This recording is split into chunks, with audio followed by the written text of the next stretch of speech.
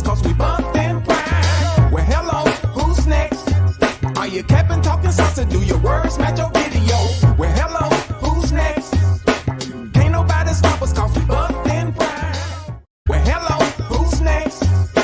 Can't nobody stop us cause we bumped in prime. Well, hello, who's next?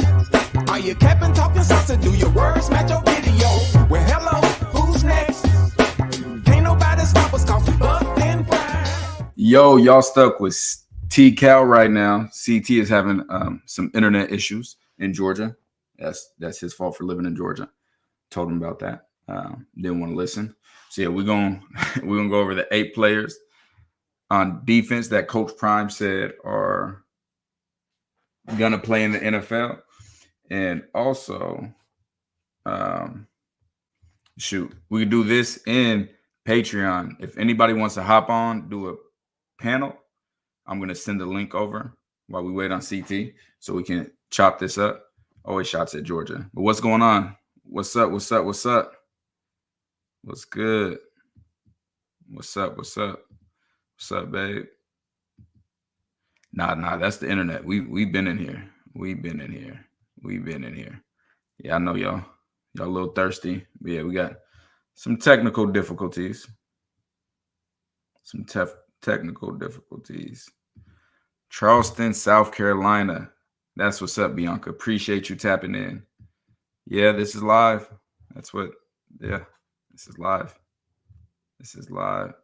What's up, Dad? What's good? What's up? Yeah, let me get this link in Patreon so people can come and chop it up as we go over these top 8 players. I'm definitely interested in hearing what people think, because I don't even know who my 8 players on defense, and he said like now this year they'll be in the NFL. So I definitely whoa.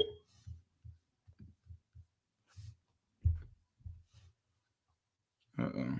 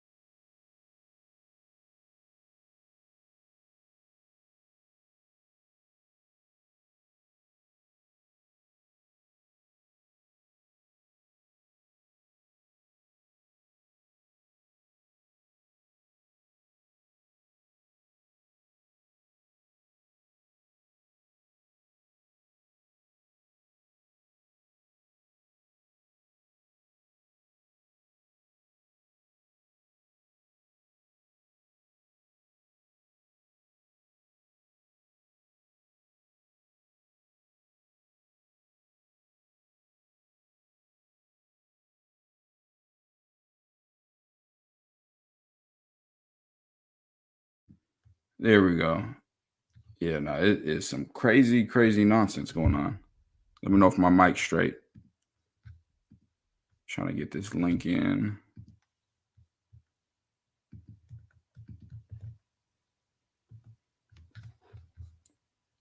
Perfect. What's up? Sacramento. What's good? Indianapolis, what's up? Sweden, love that. Love it. Winston-Salem. Decatur, Alabama, what's good? We're going to go over it, but y'all can put it in here. 3 of them at corner. I'm going to have to disagree with that one.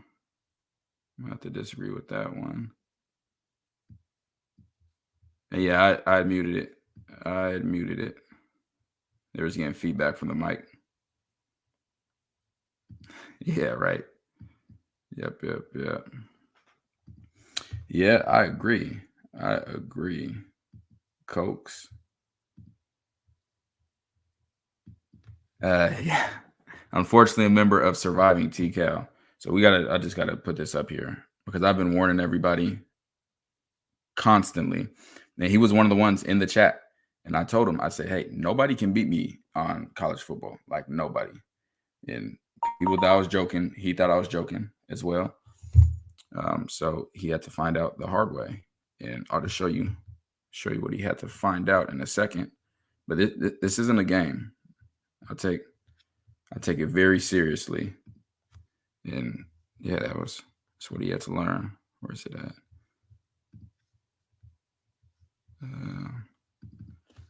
In the team, it was on Oregon too, so that was just the loveliest of lovely.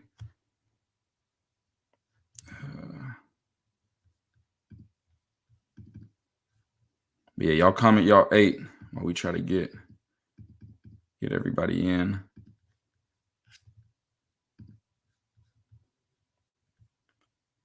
There we go.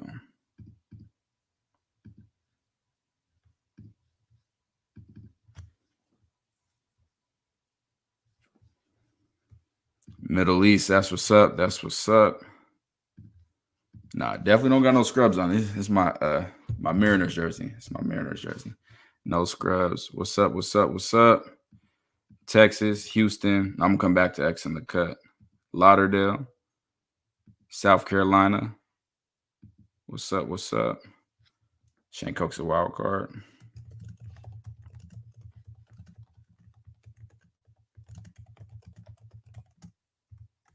Yeah, anybody in Patreon, I just dropped the link into the private chat. Shane Cokes, yeah. And yeah, Decepticon, you already know what I was talking about. Comeback King. We don't play for ties. We do not play for ties. Not just in the league. They don't have to be drafted. They do not have to be drafted. I don't know. They've been having a decent amount of off days. Yeah, you can go to the league as a sophomore. You just have to be 3 years removed out of high school in order to go to the league. And as a redshirt sophomore, he's 3 years removed. 3 years removed from high school. Chidozie, Buell, BJ, Dayon, Samo, Shiloh, Preston, Hunter. It's a good 8. It's a good 8. That is a good 8. Milwaukee, that's what's up. That's what's up. Yeah. And even if he doesn't, I'd seen from his first game, and regardless, he's definitely going to be on a team. And that's what happens. What people don't know about is when you're playing in the preseason for the NFL, you're auditioning for all 32 teams. Doesn't matter if specifically you stay on that team you start with. Everybody's watching everybody. So as soon as cuts happen, teams already have their eyes on guys, and they'll bring them in.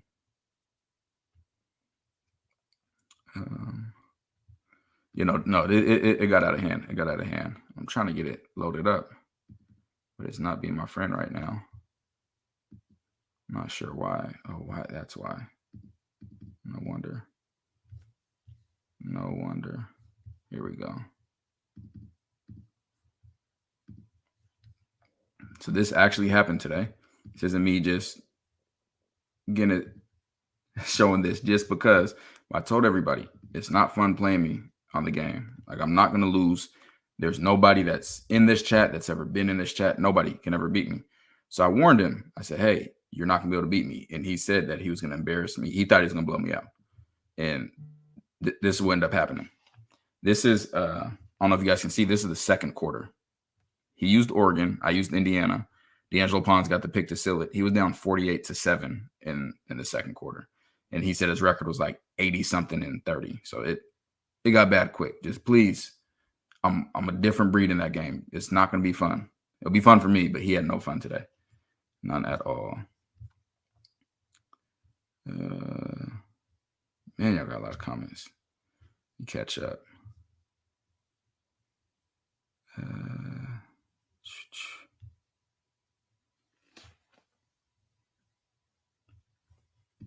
Yep, Buff Nation. Trav, Hod, Shiloh, Sam, Hayes, Woods. I don't think Woods was on the other one. That's a good one. Trav, Preston, Buell, Block Bully, BJ Green, Hill Green, Cokes, Sam. It's another strong one. Nah, I'm assuming he's going to make the team, but the teams aren't made right now.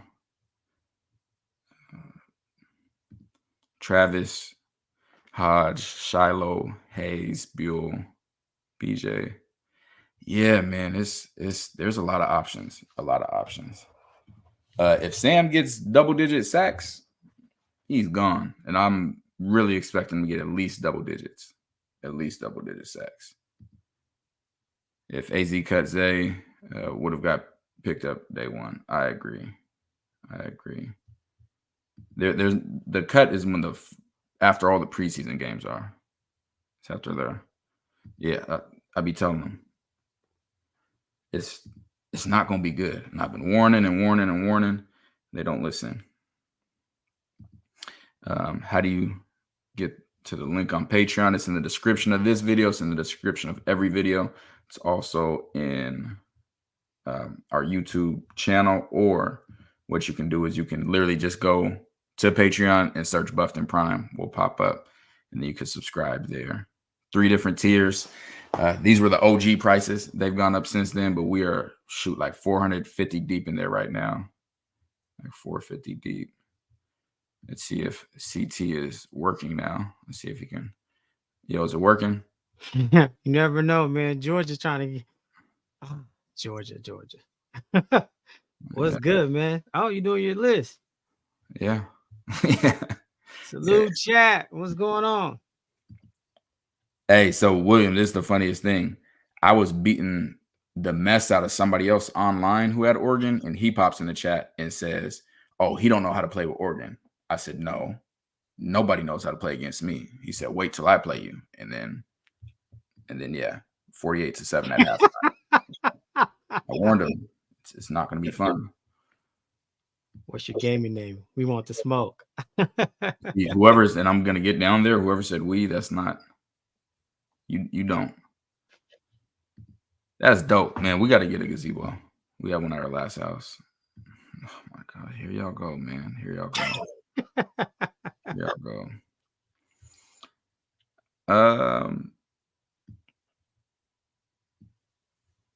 Honestly, don't think it's 8, probably 6 or 7. I think it's very dependent on how many games they win. I mean, I know it's dependent on how many games they win this year. If you think Trevor Woods isn't going pro, I don't know what to tell you.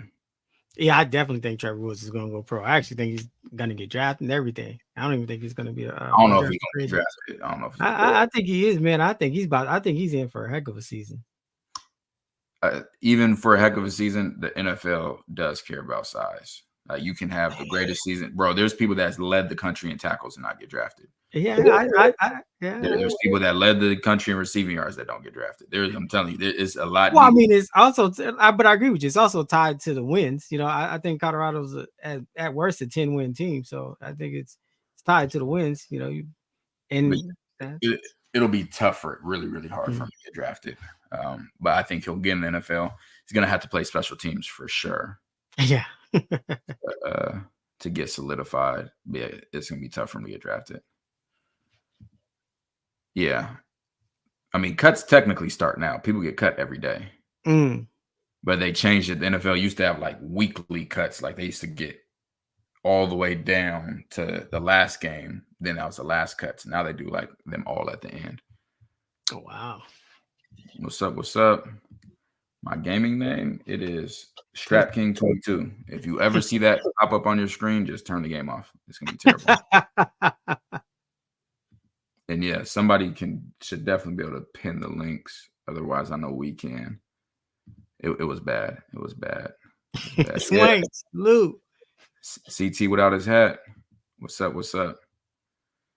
Who did you whoop? Everybody. Travis, you walked into that one, bro.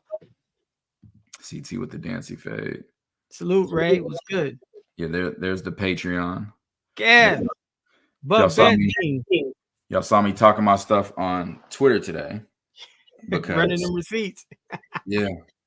And those were 2 videos of North Dakota State Scout that are in Patreon only. And it's funny that they're on North Dakota State week, and within one practice, got 2 clips. I didn't even watch the whole. I'm sure there's more clips of the exact stuff that I was mentioning for the game plan, what needs to be done. The coaches are mentioning in the exact same practice. No, facts, bro. And I know you said, the jury's still out on the new linebacker guy, but man, I just love his energy. When he said, "No, you're gonna run right to his face," I'm like, yeah. Love it. Love it. Love Ray it. Lewis, and I'm the one who brings this up all the time. Ray Lewis was 218 his sophomore year of college. When he actually went into the NFL, he was heavier, but he made plays at 218.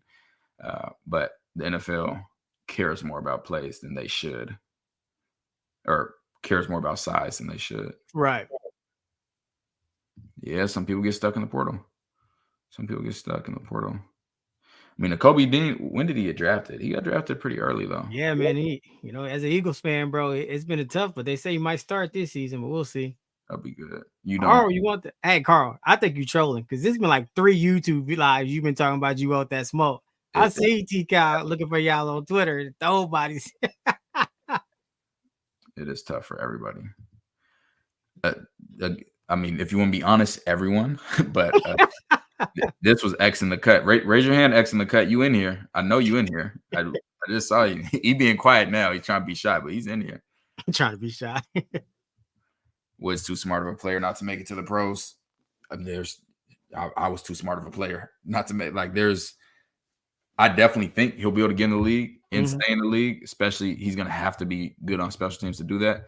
But there's a lot of funny business that goes on. A lot of funny business. If Trevor can get to 0% chance that happens. 235. One, you don't gain weight during the season. 2, Trevor's really I know Coach Pryor said 224. If he was 215 at the start, he's not higher than 220. I'd say he's not higher than 215 because it's impossible to put on weight during fall camp. Not possible. And 230, that would be terrible for him. The reason he is who he is because of his speed. You put on 20 pounds, he gets slower. It's going to be terrible. Do you think Shiloh would be drafted as a safety? That's the only position he really can get drafted at. The tough thing on him is going to be age. Age is going to be tough because he's a lot older. A lot older. Marcus Harris, Wyoming wide receiver, owned every receiving record when he was done, and no one gave him a chance in the NFL. He couldn't separate to save his life. It happens, man. It happens. Don't tread on me. What's up?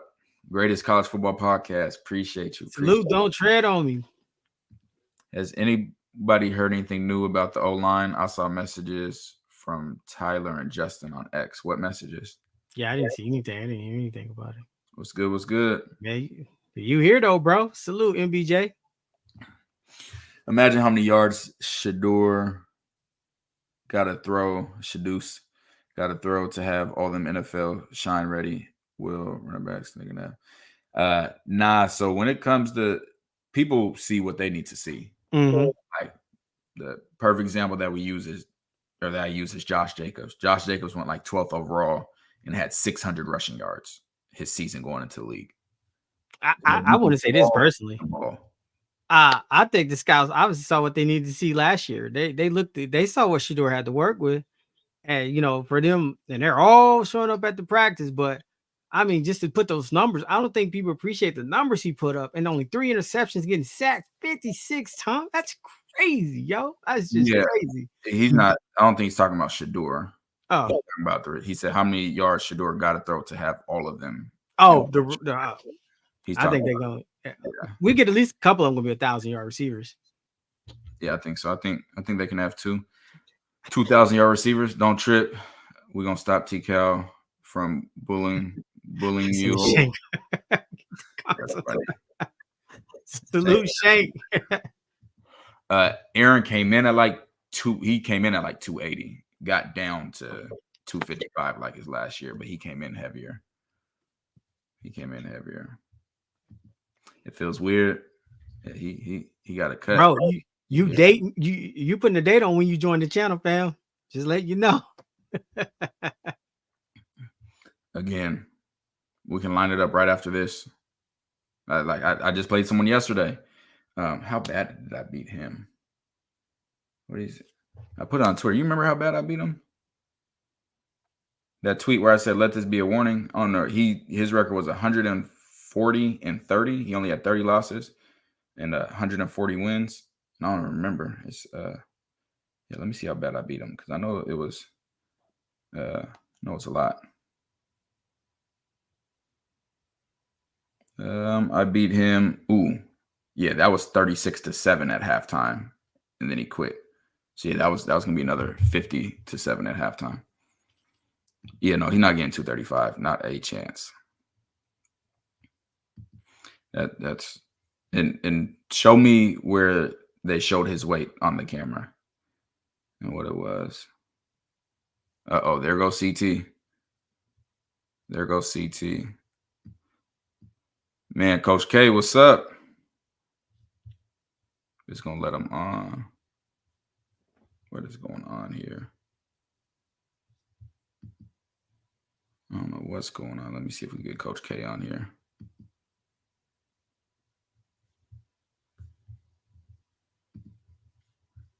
It might be StreamYard that is having the technical difficulties working on my side,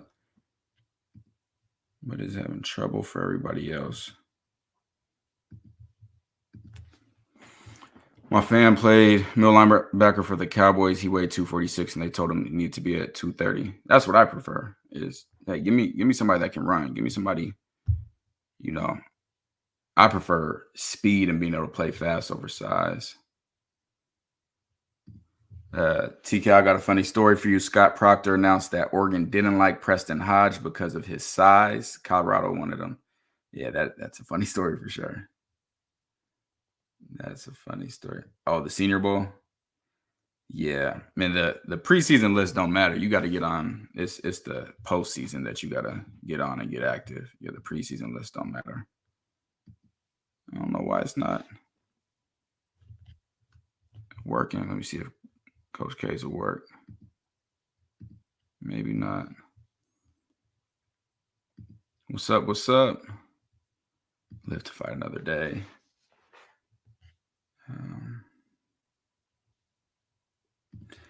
8 players on. No, he said 8 NFL players right now. That's what we were talking about. 8 right now. Hey, NCAA gets nasty.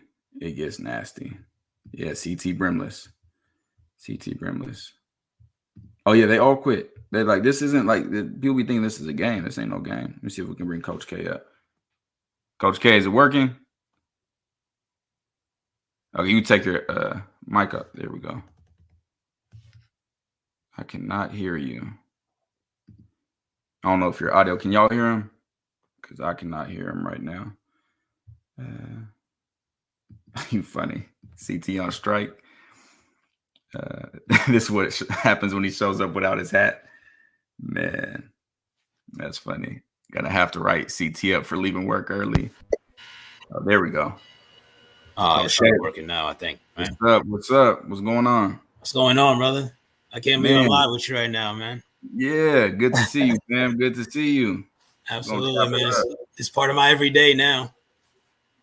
The Buffed and Prime? Hell yeah. Love it. That and yelling at some kids. Yeah, man. Y'all, when's your first game? September 29th. Ooh, that's late. Yeah. That's late, yeah. Well, we're in the Northeast. Gotcha. And that's one of the things too. Like when you get recruits from here, they got to be at camps going down south, and so they can play as much as everyone else gets to play in the country to be able to get those reps. So it's tough. So anything we can get to bridge that gap when we training them, and it's big. So soon I'm gonna get them camps started. Yeah, and, we're gonna have to get you out here. Yeah, got you. Because man, when like I was surprised, like I have family and like people that I met, like at rivals camp, stuff like that, and they said like they really play spring football in high school. I was like, man, we don't do that in Seattle, like at all. Like we do like spring conditioning, but they really be playing spring football. And yeah, this Coach K, y'all. This Coach K, y'all know him in Patreon. Appreciate y'all. I love the chat. Always keeping it live. Yeah, always. So, appreciate you, William. While we wait on CT, let's fill these out. So Travis is guaranteed. We all know that he's a guaranteed. I'm gonna put Preston up here for another one that I think is guaranteed. I think Preston, man, if he has a season I think he's capable of, I don't think slips past day 2. Like I don't think really slips past day 2. All right, who we going for number 3? Who we going for number 3? Chidozie would be for me. I would think Chidozie. All right. I think he's almost a lock. Yeah, I think so too. The only thing holding him back is his height. That is it. Outside of height. But you see he's studying film of only people with his build, with his reach. He's that's what makes me think, all right, now you're getting intricate with it. Like now you're actually saying, like, what do I need? What am I missing? Not this is what I have. Because when you just go on what you have, then I'm not really sure if you could. But he's only looking at DTs that move like him, you know, pivot like him, have the length he has. I think he's got what it takes for real. And that's the same thing I did. I used to look at shorter safeties. I'm not gonna go watch no 6'3" safety when we don't have the same intangibles. Let me go see somebody that, you know. So I used to watch Earl Thomas, Tyrann Mathieu, like the guys around my build, Bob Sanders, so I could, you know, emulate that. So I think that's really, really good for him. Yeah. Next, I gotta put my guy, man. Y'all know I love this dude, man.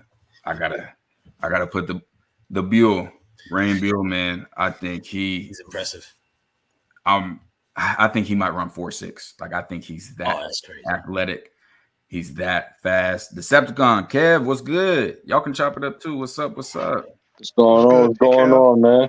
What's good? Finally got to tap in with y'all brothers, man. Coach K, that out. Yeah, I never tap in with nobody, but I had to this time for UTKL. Appreciate it. Yeah, this is the first for me. I never even started commenting. I just lurked for the most part, but I had to say, wait a minute. Around January 11th, somewhere around there, I was like, wait a minute. I'm gonna have to tap in with some of these folks. That's what's up. Like, I feel like I know. Yeah, I feel like I know all y'all now. Like we talk so much in Patreon, we be in the private. Like, you know, it feels like we truly are a community. Who yeah, see, I'm saying Sam, we're gonna wait till later just because he's so young. But Sam, I think he's gonna have a year to where he can pop out for sure. I mean, you know what? That's what I wanted to ask you too. Like, you don't think Sam should stay one more year? It all depends on what type of grade he gets. If he gets anywhere from first to third round, you got to go. You got to bounce. You can't turn anything past that. So the way that works for people that don't know, at the end of the year, Coach Prime can get draft grades for everybody. So they have this system.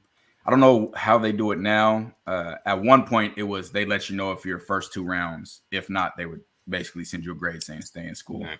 But it may be a little more elaborate now. But that's what actually happens at the end of the year is he physically gets grades. So the NFL will say, okay, we think this guy's going to be this range, and that's how players end up making their decisions.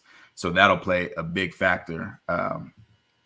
He's great in the run game and pass game. You don't get a lot of DNs that are great at both. Like you have some pure pass rushers or some run stopping DNs, but to be so good at both and fast, I think that's what'll separate it. Yeah. Because so many are going to call him a complete DE. That it's going to be hard for him to turn down staying in there. They're going to give him a full grade where others are going to have gaps where he doesn't have those gaps. Yeah. If he gets, I say 12 sacks, 15 total tackles for loss, gone. Gotta go. He's out of here. Gotta go. Yeah, I think Sam should be in anyway opposite BJ and Dayon anyway. I don't think they should play Dayon and BJ at the same time. I should think Sam should be in all times because of the fact that he's more versatile than the other guys. Yeah, I agree. And we're just talking about this, Coach K. You had asked me how I felt about the linebackers as far as who was starting. And I think Coach Hart just said, what'd he say? He said it's keeping them up at night on which pair to start because he's putting them together based on their strengths. So it's their strengths and weaknesses, guys that fit together more than just, okay, these are my best 2 guys. But what if your best 2 guys are just your best 2 run stoppers and you don't got one that's really good against the pass? And I like that. I like that the fact that it's like a free safety and strong safety. You could have 2 fantastic strong safeties, but if neither one of them can cover, I'm not putting them. Right. Yeah. It has to be a good pairing. Man, and that also affects what defenses you call, what schemes you're going to use. Oh, and when I asked you that, you said something real that made me really think, and even about my own.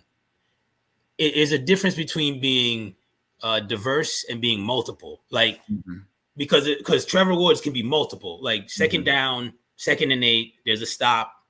Cool. 3rd down, 3rd and 5, something uncomfortable.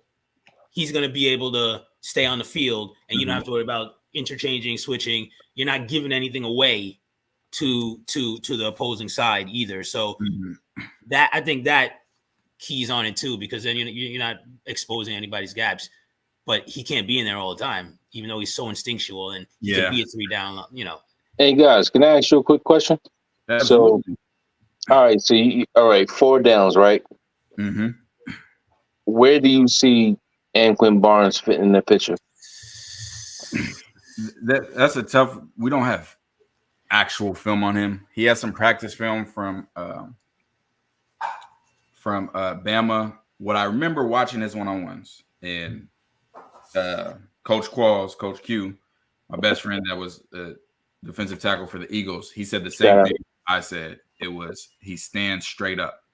And even though he's strong, you can only get away with that. So, and I think we saw a clip like right after I said that where somebody got underneath him and then he couldn't do anything. Yep. He's a big body. Yeah. Low man wins though, regardless. Exactly. So I don't know how good.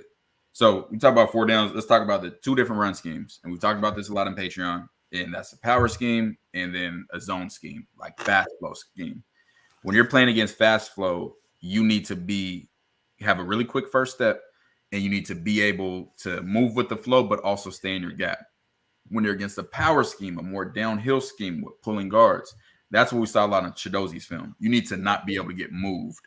So for Anquan, from what we've seen, I think it definitely is going to be more based on what team that Colorado's playing versus just, having him generically. But, we haven't seen enough film. He could be super fast and killing out fast. We just haven't, had access to see that.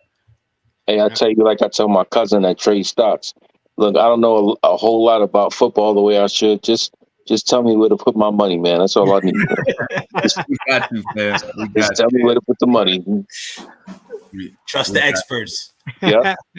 So I got BJ in here. We put him in here. He's lower on my list out of the 8, but a big part of that was the loafing, because NFL cares. Like, even though people didn't believe it, the NFL, they pay attention. So I got Dayon Hayes. So we'll put Dayon here. All right, we got 2 more. Let's see if we can do 2 more without Sam. I know you're going to say Shiloh. I'm sorry, T-Cal, but I thought you could catch any player doing a loaf here and there.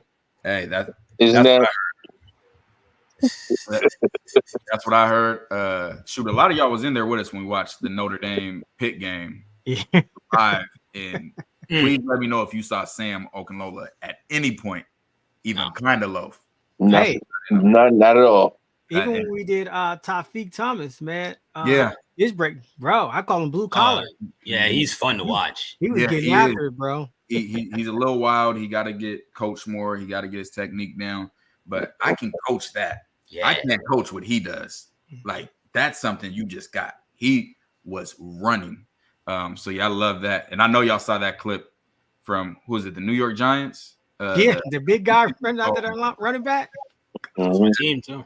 Love that, man. Love that. Yeah, man. CT can pop out that. It was funny. You had took your hat off, and everyone's like, I thought CT was bald. He started it out. Hey, that just tells you, there was no hat before back when the channel first started. Yeah, because you didn't get it until your birthday in February. Right. Emily promised me a cowboy hat, so I'm just trying to find time right now. But yeah, this is just for 25 draft, so just this upcoming year.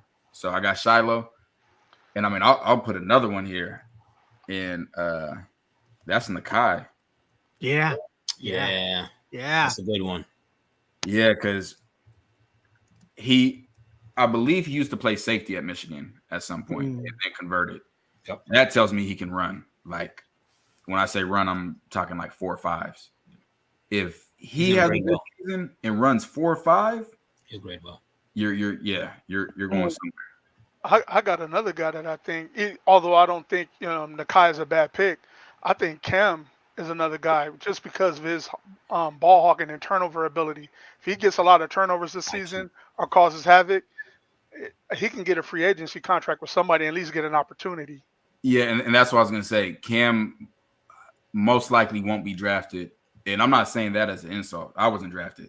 But even when you're not drafted, like I was talking to a lot of teams. Like I knew after the draft I was going somewhere. I got invited to camp by the Texans and the Falcons.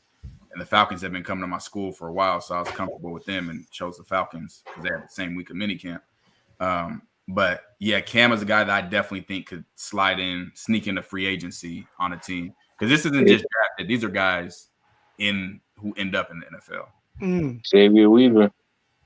Yeah. I believe in Cam. It's just something about that kid that just like I think he's going to make some noise somewhere. Mm-hmm. He's a leader, high IQ, high motor. Just doesn't have the measurables, but he has all the intangibles. I'll take a bunch of him on my squad any day. His size is killing him. The other thing with that is he's, like you said earlier, he's multiple. He can play safety. He can play nickel. I know, and I said it, I just remember saying it during his breakdown. I'm sure he can be at corner. He might not be at every down corner, but you can put him different places. That's really valuable in the league. Like they really place high value on guy. Tyrann Mathieu can play any position in the secondary. Strong safety, free safety, corner, nickel, everything. And that's something that's really nice to have. NFL-wise, definitely got to put Trevor Woods on here because I think he'll get a shot. It's just about him landing. But I'm sure coaches are going to love it. Special teams at the very least. I think you could even leave a box with a question mark because I think somebody going to pop out that we don't even see coming from left field. That's just a point. And, I mean, because they got so much talent. I was looking at this team and I'm sitting there saying like, man, we're like, oh, defense. I think they're just two really good sides of the ball just going against each other every week. North Dakota State gang, though, is going to tell us how bad this team really is. I mean, in the sense of like, how good, how good they are. Because I just think that, I think both sides, that's what happens when you upgrade the roster completely. And going into Lincoln, that's going to tell us too. Oh, I can handle on the road, boy. Yeah, that's the one I got. Look, man, look, I expect us to roll. Like I said, if they don't catch us early, when this train leave the station, that's a wrap. Like I just don't think. I look, we doing these Big 12 breakdown, we doing all the film breakdown and stuff, and I'm sitting there saying, like, first off, you talking about that 4-8, bro. Prime took over a 1-11 team, but we just gonna bypass that. We just also, gonna look at any metric. He's the only team that went up 3 wins outside of one that went up 4 wins. So that's a successful season. No other college team outside of one that had 4-win increase did 3 wins between the year before, and no one brings that up. And now we have better coaching, more like holistic, complete coaching. You can see the talent plus the coaching. You're right. There might be 2 question marks because there's all right, good point. Ballers. And right. In relation to this question, Cam will need to play like Bob Sanders to go pro. The NFL, and Bob did everything. One of my favorite players. But the NFL does not care about hard hitting anymore. Right. They want at the DBs. They want cover guys. They would rather guys that miss tackles but don't get beat in coverage any day of the week. You just made the Matadors day. And Cam is always there to make the play. That's the thing. Cam is always there to make the play. He's always somewhere lurking to get an interception. He's just one of those guys. Smart IQ player. Same thing with T. Woods. Same thing. Smart, high IQ players. Yep. And Ian, I definitely know that he has the talent to play in the NFL. It's about him getting on the field this season. And I think I told BT about this. It don't matter if Colorado makes it to the playoffs, Ian could go until not get on the field till week 10, like legitimately play 4 or 5 games in ball when all eyes are on Colorado, and that be his ticket to the league. Yeah, right. So there's the recency bias. That's one of them. What have you done for me lately? I don't care what happened at the beginning of the season, but if I'm a scout and I start seeing like if Colorado's 8-0, 9-0, now all eyes are on them, and now Ian gets in a position where he's playing in the games and making plays. That's OP. I told y'all from D'Angelo Pons and Tyler Barron, I watched 3 plays of each and instantly knew they were dogs. Yeah. The first 3 plays. Yeah. And that's how the NFL look at it. If they watching, they see a guy popping, they like, hold on. We need to look more into him. Mm-hmm. Shoot, Cardell Jones almost got drafted off 1 game. That's what I was gonna say. 1 game. It could be just a game in the college football playoffs. Yeah. You get 2 picks in there, boy, and you Jalen Hyatt won the Biletnikoff off of 1 game. He Mhm. won 5 touchdowns against Bama. And, right. All right. That Tennessee. Yeah, they got beat over it. That was crazy. That was crazy. Hey, TK, Yeah. I want to mention about what you said earlier. Look at, like, people will say, well, look at Northwestern. They look at how they turned around. Mm-hmm. But the thing is, their schedule seemed like it was easier than the one we had. Like they almost lost to Howard University, bro. What makes me so mad about last year is legitimately should have for sure won 9 games. Right. Yeah. Right. Legitimately should have that schedule too. Facts. with that schedule, with that line, with busted coverages everywhere. That's why it's such a big failure to me. Now, All Shedeur needed was 1 more second. Go back, and if you could add 1 more second, even when you were showing me the breakdown with Arizona State and Amarion Miller wide open. Just talk about 1 second. It's not even a second, maybe a half a second, maybe a quarter. I mean, second. you're talking the difference between wins and losses here. And then I'm offended because I'd be like, you got Utah ranked number 12, and it's like that confuses me. you guys act like Utah smoked. Like it's crazy. Like I don't know. I just think it's wild. Like what I'm saying. Cokes is another one that can sneak in. He show up like he's been showing up for these last few practices. Always Coke's in that been backfield. Going crazy. Coke's been going crazy lately. Yeah, I've been watching him like a hawk, and he's looking real good. We watched. I didn't believe he changed my mind. I said when we did his breakdown, I was expecting the worst because that's all people were saying about Shane Cokes. Like, oh, this, that, he's getting killed. Watching the breakdown, I'm like, I'm waiting for him to get killed. I'm like, hold on, he's in the right position there. The ball cut back, but that's not on him. He got to his gap and everything.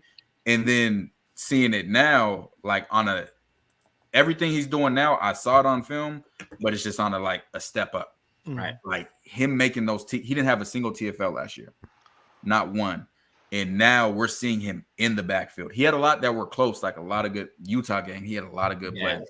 But if we would have got 5 or 6 more those Shane Cokes, I think we would have been much better. Winners, yes. Yeah. We watched him get cut. He sacrificed himself over and over again. You can tell that quote from Livingston, that is Shane Cokes. You can tell your commitment to your teammates by your distance from the ball at the end of the play. He was getting to that ball, yeah. That is Shane Cokes through and through, a winner. I'm actually excited to see Cokes and Chidozie next to each other. I just want to see what's going to happen with those two because I think they can make big plays in the backfield. Bro, that's such a solid point because I sit there and think we always talk about the wide receiver room and saying like, man, if you got Travis, now you got a problem because you just can't double team any receiver. And I'm sitting there saying like, yeah, you to put BJ on the line with Chidozie and Rand, like all that elevates everybody. Like it's just, I expect like you no longer can really just double team me. You know what I'm saying? Because it's gonna be a problem. Like you got to really think that through. And I just communication part about it too, because understand how Shane Cokes is, how smart he is. He was out of position so much last year. There really wasn't much he could do, but it wasn't because he didn't know what to do. Yeah, exactly. He's so smart. So now Chidozie is getting that. Or whoever he's lining up next to when Shane Cokes is in, you're getting that. You're understanding where you want to be. And there's so much that goes on in between that line where you can communicate with each other that people don't realize. And when you have a smart person, you as a coach, you turn your back and you're good. You're talking about something else. You're dealing with something else. Like it's so important. And now we have the dogs around him. Right. And the depth. Yeah. Right. And then he can take a break. He can literally go out. And we running somebody else in. Like it's like last year, it's not that rotation. You got rotation. I'm not gassed in the third quarter. You know what I'm saying? I'm getting rotated out like I need to be. Like the D line straight at least 2 deep. I mean, at least. Right. And the same thing we talked about with the linebackers. I think they're doing that with the D tackles. I think they're in pairs. And we had talked about that before, way back when. I don't remember who. We weren't on Buell yet. I think we're talking about Amari and Chidozie. This is way back when. I was like, you want them in the same group because then you want a significant drop off. And I think Chidozie and Shane fit well. I think Amari and Rayan fit well, where there's no drop off. Like you have two really good units that have guys that have strengths and weaknesses that pair with each other well. Young man, you can look up the safety for Nebraska last year. He didn't play until late in the season. Because we have some Nebraska fans on our Twitter and we have some on here as well. I was talking to one of them. I said, I don't remember which one it was, but he popped. And he was like, what number was he? And I told him what number it was. He was like, oh, yeah, he didn't play till late in the season. I said, well, he looked great on film. He said, yeah, he's with the Raiders now. Hadn't played at all, but had played a few games late in the season. I'm telling y'all, y'all should know by now. I don't make things up. I'm telling you how it goes. Cardale Jones, all you got to do is shine. He popped that. Yeah. And if the scouts see you, they will find you. Get that invite. You think if Ian Massey gets an invite based off of 1 or 2 games, hopefully it's a bowl game or something, and he shows that pristine footwork, how fluid he is, how multiple he could be as a big corner or a regular size safety with speed and range, playing either free safety or something. I mean, come on, man. And let's take a step back from that. You see the scouts at practice now. That's what I was saying. Yeah, they're now. They took game 6. Yeah, all season. You don't think scouts are seeing a guy in practice like, hey, we need to keep our eye on him. This is a guy we'll invite into camp and see what he can do. Because y'all seen it when we watched the actual practice film. Yeah, it's so efficient. It's just different. Hey, T-Cal, you see my man McClendon? I heard he balling too, man. I'm so curious about that. We got 2 guys in the league at DN, right? It's McClendon and who's the other one? Austin, what's his name? I think didn't he go to he in the UFL Canadian League or UFL? No, not Jordan. There's another Leonard Payne. Leonard Payne. Miami, right? Yeah. That's 2, but they didn't pop last year. I think though, but I think that goes back to what you always said. Like, and I think people, once again, last year was such a just it was just crazy. But you got the Alabama system coming in. You can't, and he didn't bring his own coaches, so you can't. So he has to teach the coaches, and then expect the coaches to turn around and teach the players. And you saw that, like, you can't in that year, like, it was just, hey, like, and you said how complicated that system is. And Colton was kind of talking about it. No team can get that year 1, right? So it's just not possible. I'm not surprised these players are popping, right? Because they didn't have that time, and that was the event. That's why Alabama was so good, because you were red shirt, but you had time to soak. Your whole first year is learning the system. So now, hey, I could put you out next season because you already know the system. You're that far ahead. So, hey fellas, I think somebody. Oh, go ahead. I'm sorry. No, you good. No, somebody asked in the chat about Torian Carter. Like, where does he fit at in this scheme? Well, right now he's with like the 3s. The 3s.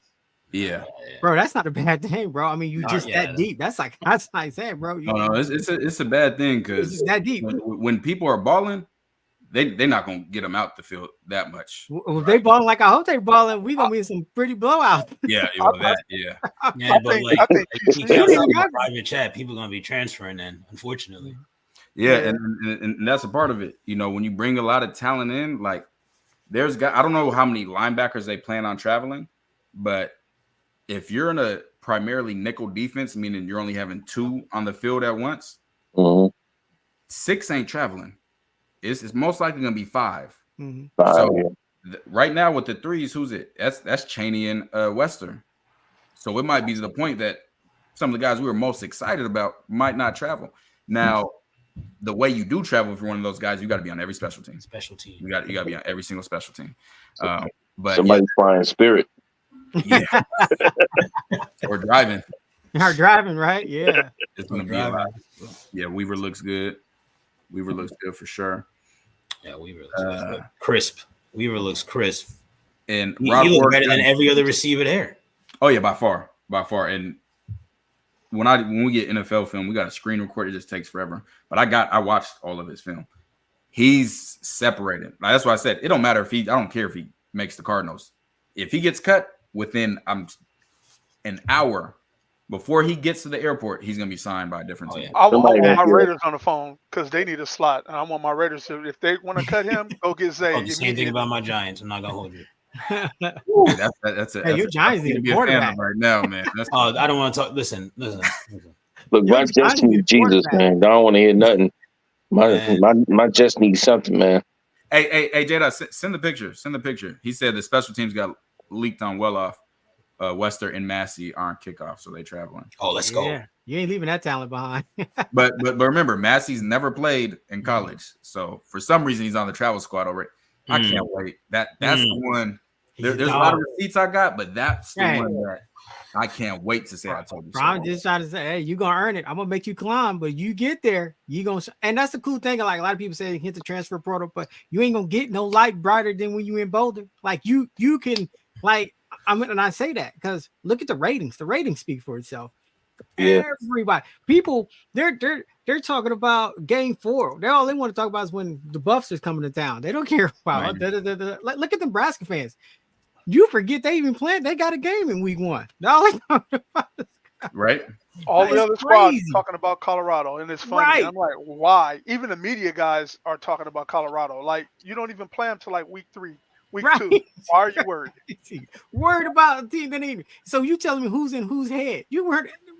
I'm grateful for one of the things I'm most grateful for Colorado for is they showed me. I used to think that these people knew what they were talking about, and I thought I was bugging out. Like, why am I not? But like, they really showed me, like, how you have certain people on these lists and these people, like, your biases really play in, and you don't go there to see anyone. You don't even know who their transfers are. Your list of their roster is not even updated. But you think they're gonna win 3 games this year. Like, they didn't get exponentially better. Like, it didn't make sense. Like, so that's when I realized, oh, this is all a sham. Like, right, but you can have Arizona ranked in the top 25, and Arizona just ran the clock out to win that game. Like that. Oh, hold on. Well, no, you can't do that, CT. They had like this team is significantly better. But bro, they literally had like quarterback. Yeah, like you can't do that. Hey, man, you got Arizona. That's fine. That's fine. But I'm saying you act like you putting them all the way up there. You act like man, come on, man. No, but see, no, I'm fine with that because until we see it on the field, like it's a prove it. The same thing Travis Hunter said. Travis said right now we're the most trash team in the Big 12 because they haven't are what you put on tape. You were 4-8 on tape. That's true. We know more. We've seen more. Yeah. But that doesn't mean that everybody else has to have the same respect. Like they went 4-8. Facts. That's true. But hey, T-Cal, real quick. This is a good thing though, because I'm a betting man. So this is all working out for me. The odds are high against us, and hey, we are about to make a lot of money. We are 7-point underdogs to Nebraska. I picked Colorado plus 14. Hold on, what? I picked Colorado plus 14. Minus 14. Minus 14, yeah. I was about to say, I was like, if they plus 14, I'm finna run to Tennessee. I don't even need my car. Don't even need the car. I'm gone. Yeah, I will walk if I need to. That's what I'm saying. People still assume that this is gonna be the 4-8 squad from last year that's gonna show up until you get punched in the mouth. You know, I'm over the whole, hey, North Dakota State, you got to work. No, look, these guys are they know what they got to do. It's not like Prime went and got starters out of the Big 12. Like these guys are this season they're proven. So I just think like, hey, you need to be over on North Dakota State saying, hey, you guys need to worry about coming in Boulder. Like I'm telling you, North Dakota State is worried, but they have nothing to lose. Right, they have nothing to lose. Right, at all. If they're gonna play like that, exactly. There's gonna be. That's why I said trick plays. Everything's coming. Yeah. They bringing it. They throwing. Yeah, they're gonna bring everything out. You got to bring everything. Colorado State, and I told CT when it happened.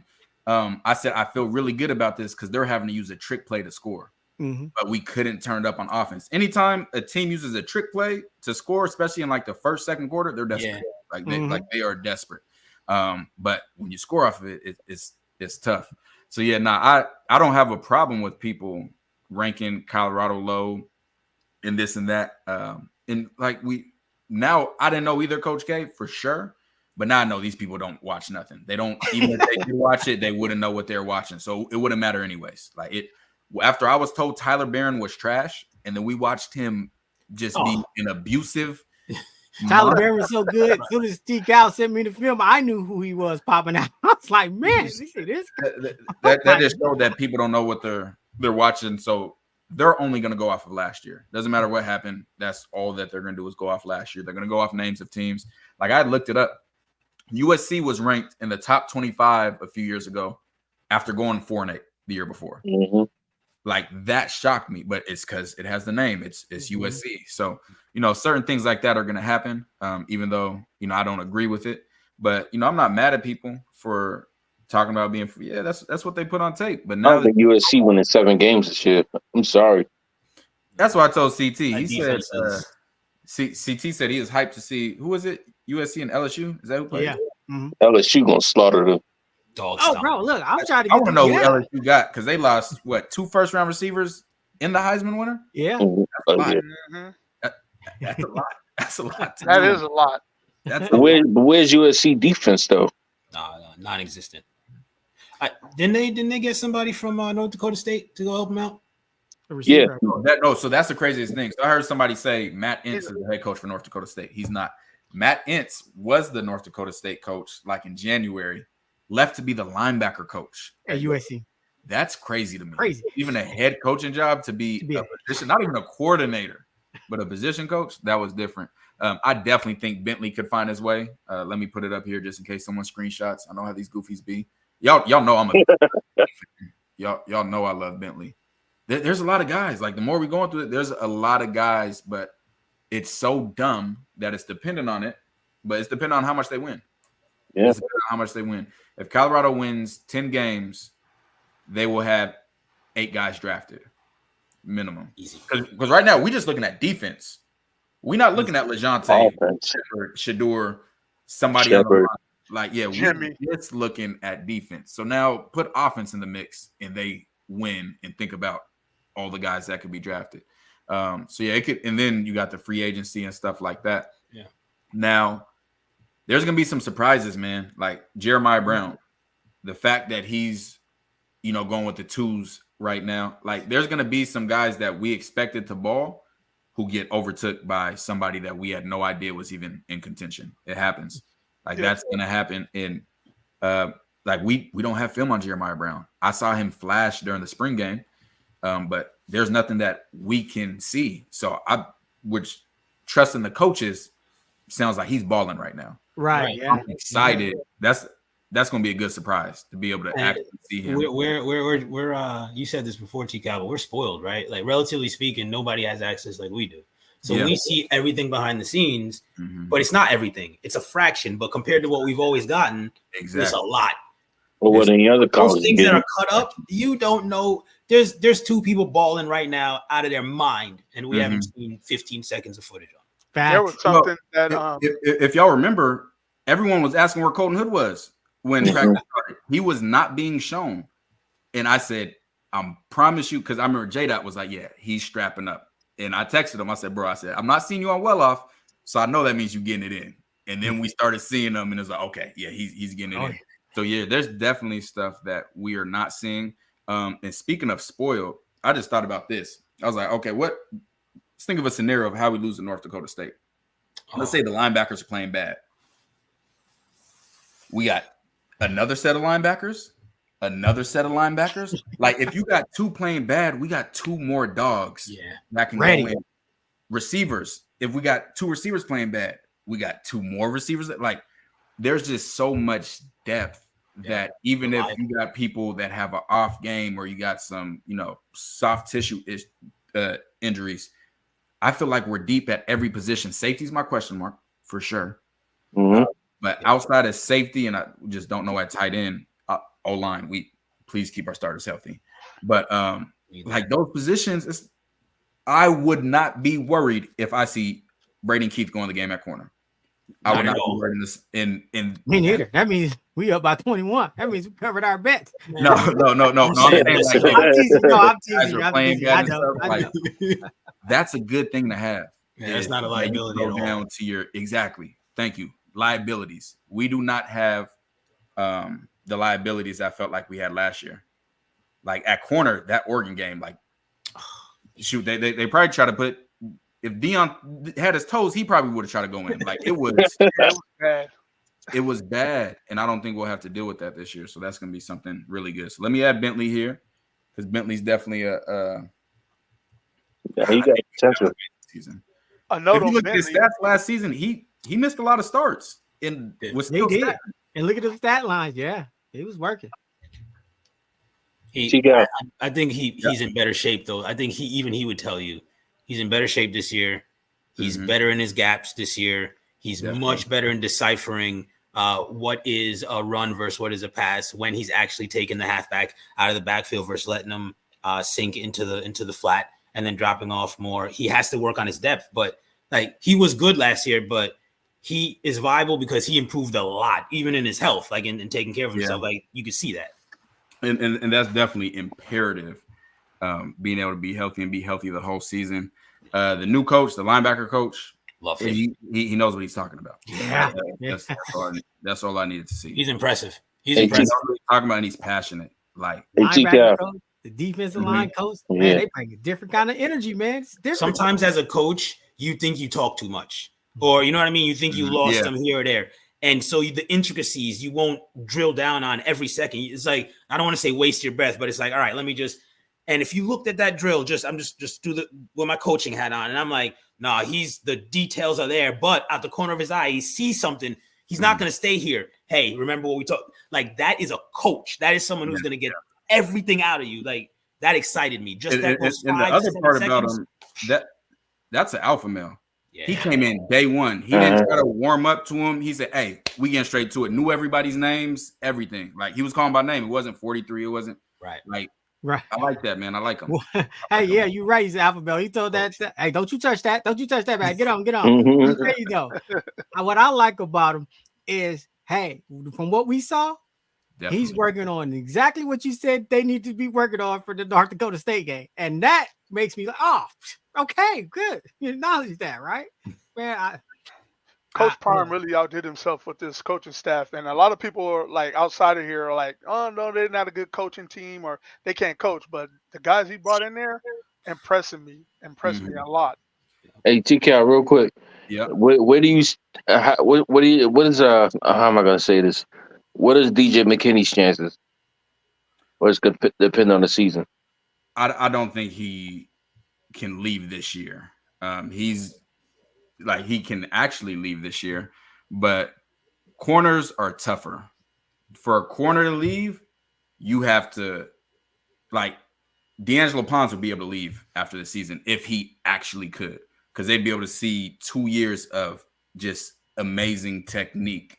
In like Will Johnson would have been able to leave last year. DJ would be putting together 1 year, like even interceptions, you throw those out the window. I told people Gerard Holloman I think he tied the record when I was in college. Louisville safety had like 14 picks in a year. And I think he went 7th round. Won the Jim Thorpe Award, everything, because the rest of his game wasn't there. So as DBs, like, again, turnovers can be great, but I think he's going to need 2 years. Like he can be really elite this year, but he's going to have 2 years. Because if he is really elite, like something that I would ask, I'd be like, okay, well, why didn't you look that way last year? Like what was the big change? So they're going to want to see him be more consistent before he leaves. Now, could he ball and potentially be a late pick? Yeah. But would that be smart? No. Like you want to, especially the way NIL is now.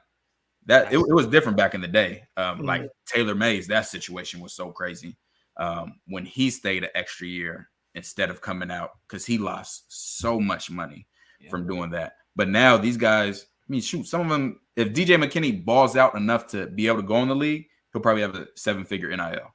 So why am I in a rush to go to the league when I can get 7 figures now and continue to work on my craft without it being like a true job yet? Like it's a job, but it's not NFL job yet. Your Giants definitely getting Shedeur. I don't like that. The GM. I watched Hard Knocks. Stand him. I did not like him. I don't like his mindset. I don't like the way he sees Somebody's things. coming all the way to the top. It ain't gonna be the Giants. Somebody else is gonna come out. If I was Shedeur, I'll go back to school again if Giants try to pick me. Yeah. Yeah. Listen. They're my squad, but they're an embarrassment. Their ownership, the decisions they make, they're embarrassment. Man, I don't want to hear it. Pass on great players at every stop just to fit their philosophy, their internal philosophy, and they can't admit that they're wrong. They're Brother, I'm a Jets fan. I don't want to hear no and complaining. at least y'all taking a swing. At least you've seen the Super Bowl, bro. I'll take that. Yeah, you've seen 2 of them. I ain't seen nothing yet. Yeah, I'm glad I look young, but I've seen more than 2. But You wasn't alive for Joe Namath? Shoot. That is crazy. And I didn't put Sam O on yet, but y'all know what I said. He does what I think he's gonna do. Is out of there. So Stingley was another one that could have off of his freshman year alone because he was just so technically sound. So yeah, when it comes to DBs, you got to be super, super technically sound. He also had the measurables too. Like, yeah, physically, like gifted. Absolutely. So yeah, we got. We'll do Sam O here and shoot. We might as well do offense. Who we got on offense? See, I think that's the more interesting one. Tyler Brown. Tyler Brown. That is an interesting one. That is an interesting one. Y'all smashed that like button, though. I know he's 700 strong. I think Tyler stays another year. Yeah, Think so? That might be true. The way that people let narratives run around the players, and maybe T-Cal, you're right. This year we get 9-10 wins. That changes that. But that stench of the offensive line that may kind of permeate. Mm-hmm. You know, even if we put together a great, like, to go into the draft, and even though Tyler didn't play last year, you know what I mean? The fact that they don't know, the fact that it seems like they don't care, they just run with whatever. I don't even want that to hurt his chances. I would stay if I was him, you know, another year. Yeah, me too. Me too. Yeah, if you have the eligibility, I don't see, and I don't even know what he would need to do to be able to come out. Like what would need to be seen for that. Yeah, that's a tough one for sure. That's a tough one. But we're gonna start with Shedeur. I'm just gonna go ahead and get this one out the way too, because LeJohntay is LeJohntay, and it's gonna be a lot. He gonna win that award. We gonna make thousands and thousands of dollars. No, Yes, we are. that was You one got to of put Benson. that's Benson's one got of to those go in there. ones. Who? Benson, he's got to go in there. As long as he can play this season. Yeah, stay healthy. Yeah. Yeah, if something with that injury, then it'll be tough. What about His Shepard? leadership, I help him along. Yeah, Will the scouts are going to say the exact same thing that we said about Will. And what was the drop off when you got to SEC play? So going forward this year, they playing dogs. So he's going to, as long as he performs the entire season, then yeah, he's getting drafted. And I would shoot him some bail too, because even if you want to question, yeah, so the stems were completely off, the route trees were terrible, and you were only told to do this. How come you bowled out? But you have to understand the difference in the technical ability of the DBs that he's facing outside of the SEC. Yeah. Those gaps in your game, those lapses in understanding what you're going to do in coverage based on the route tree and such, like, it's going to plague you when you're facing those type of defenses. So I would actually, if he balls out this year, yeah, he's out of here. I think he has no choice. You got Travis and LeJohntay on that side.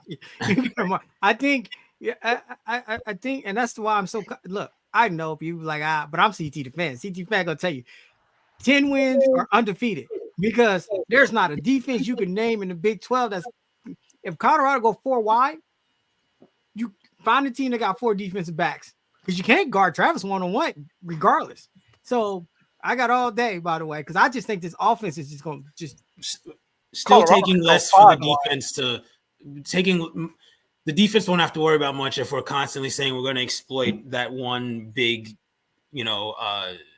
tool that we have, which is those wide receivers. Like, there's ways to do shell coverage if you have 1 or 2 good rushers that is going to make the quarterback hold the ball just that half second longer to disrupt momentum swings. then all of a sudden a turnover. Like it's every single play that is scripted is with the thought that we have to make this work or else. And so for me, go for a wide. Like, but I want to give them something to think about. So if you go for a wide, the main thing is, hey, destroy that offensive line. Do what you need to do to make sure you. Right. But that's our gap. That's our biggest gap is the offensive. Like you got to protect them. You got to run the ball, in my opinion. Let them know that you got those dogs that can run the ball. And with two people that can take the top off of coverage and a play action, if you're running the ball, now schematically, how do you stop that? Not just, our dudes are more talented. Schematically, if they're running the ball down your throat in the Big 12, and then they go play action out of any formation, like T-Cal has shown. Yeah, that practice when Jimmy LaJonte just went right up. Just wait to see North Dakota State's defense and how they play action. And it's because teams are running the ball. Like when I say they're coming all the way down to the line of scrimmage, everything's open behind them. But that only happens if you show that you can run the ball to start. So I want to talk about this comment. I don't necessarily agree with this. If Colorado gets 8 players drafted, Livingston will also be gone to a bigger program.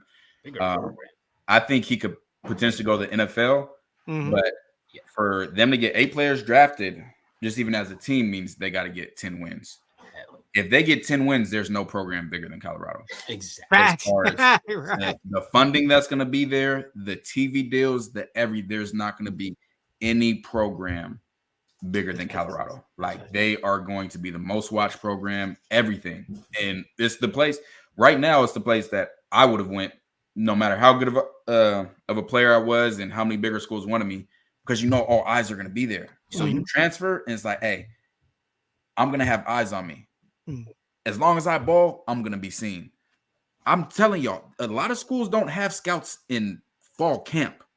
That's not regular to have this many scouts during fall camp. Like that's a ton of scouts that they're having during fall camp. So they win that, all this is going to be multiplied by 10, 50. Like it's going to be insane. So if I was Livingston, I'd be like, hey, I'm right where I need. You don't think he going to get paid? They win 10 games. Prime's getting a whole new contract. Livingston's going to get offered a disgusting amount of money. Even Miss Peggy got an NIL deal. Man, it's going to be insane. It's going to be absolutely insane. I was hoping that softball and baseball came to Colorado because that's where my daughter's pitching at Morgan State. And she'd have been going to Colorado. I'm tell you that right now. Yeah. I'll tell you that right now. Just to draft off that steam, she would be going out there. I'm telling you. And nobody's sleeping on Jimmy. Hey, TK, I wanted to ask you about that. I'm glad you brought that up too. Let's say I think they will have it, but let's say if and when they have a 10-win, 11-win season, would coach?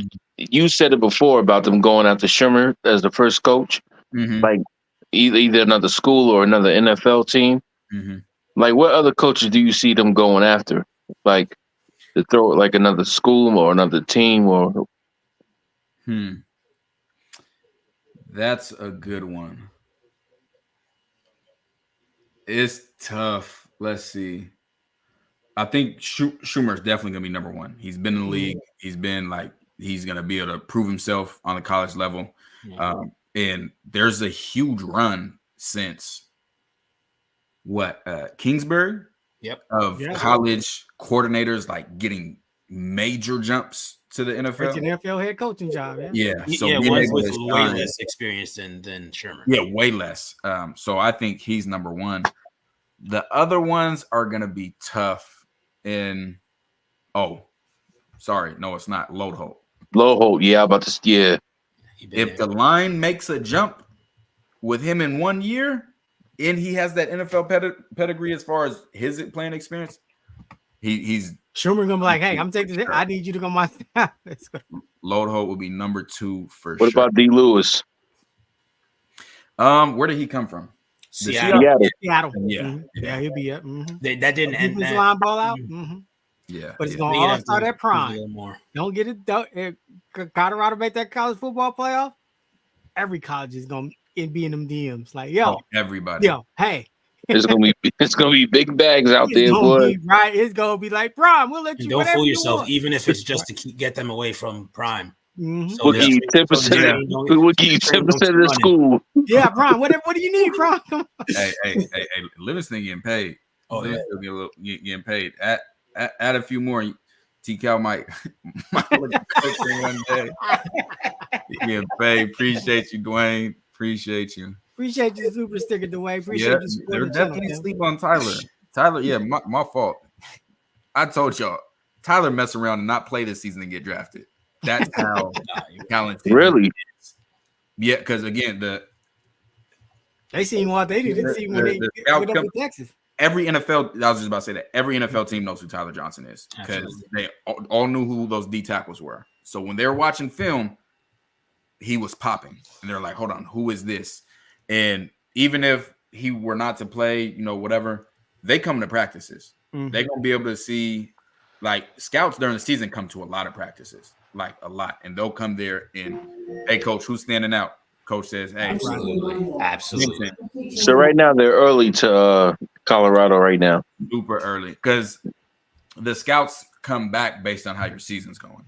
So as the season's going good, they come back and the scout might be like, "Hey, I'm here to see Benson." Coach Prime say, "Hey, Benson's balling," and then he's there. But hold on, who's this 74? Mm-hmm. Like he looks like that's literally how it works. That's how guys get noticed is from their teammates getting love, and that's another reason I talk about all eyes on Colorado. The scout. Not just the eye, but knowing they're gonna be in practice all the time. Like Ian Massey, that's even if I don't get to play much, they're gonna be able to see me move. They're gonna be able to see me make. I promise you, someone took note of that play. My coach, even though we did not like each other. Polian, he had a scout that he was like family with the Buffalo Bills. I was a true freshman. It was my spring going into my redshirt freshman year, and he said, "Hey, I wanted to let you know at our exit meetings, out of everybody there, the scout pointed you out from the Bills." And he said, "Hey, he's going to be a player for you." Like they pay attention to guys early on. They take notes and then they come back and they're really detailed with the way they take notes. So moving forward, they're definitely going to be there checking out guys, even if they're not playing a lot. They're going to be there seeing them. Like, bro, imagine LeJounte can't get on the field somewhere, but then you see him in practice going crazy. You like, who is this? Yeah. Like, hold on. Didn't you say some scouts showed up at the scrimmage game in Denver? Yeah, there were it was Denver and then another one, another team. And I'm telling, there's guys that did not play like barely at all in college football that are still in the league. Right. Like and usually it's freak athletes. Mm-hmm. Like you get a guy that didn't play much, he goes to pro day, he runs a 4.3 and jumps a 42. You're like, hold on, yeah, we're gonna find a place for him. And maybe he needs coaching. That's what they think. Maybe he didn't get coached well, and we can coach him up. That's exactly what they think. And didn't RK say there was NFL execs there too? Like, yeah, because I think there's a preseason game in Denver. Yeah, and we put Jimmy on here. I want people to like understand getting drafted is extremely, extremely hard.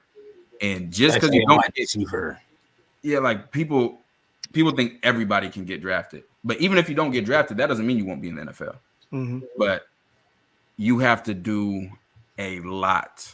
Like it's more, I don't care how much you're a fan of somebody, it is hard. And players know, and people that have been through it, they know how hard it is to get drafted. He might have to take the kick returner, punt returner route, and then flash. He has to. Right. Flash on special teams, especially with the NFL changing that kickoff rule. Yeah.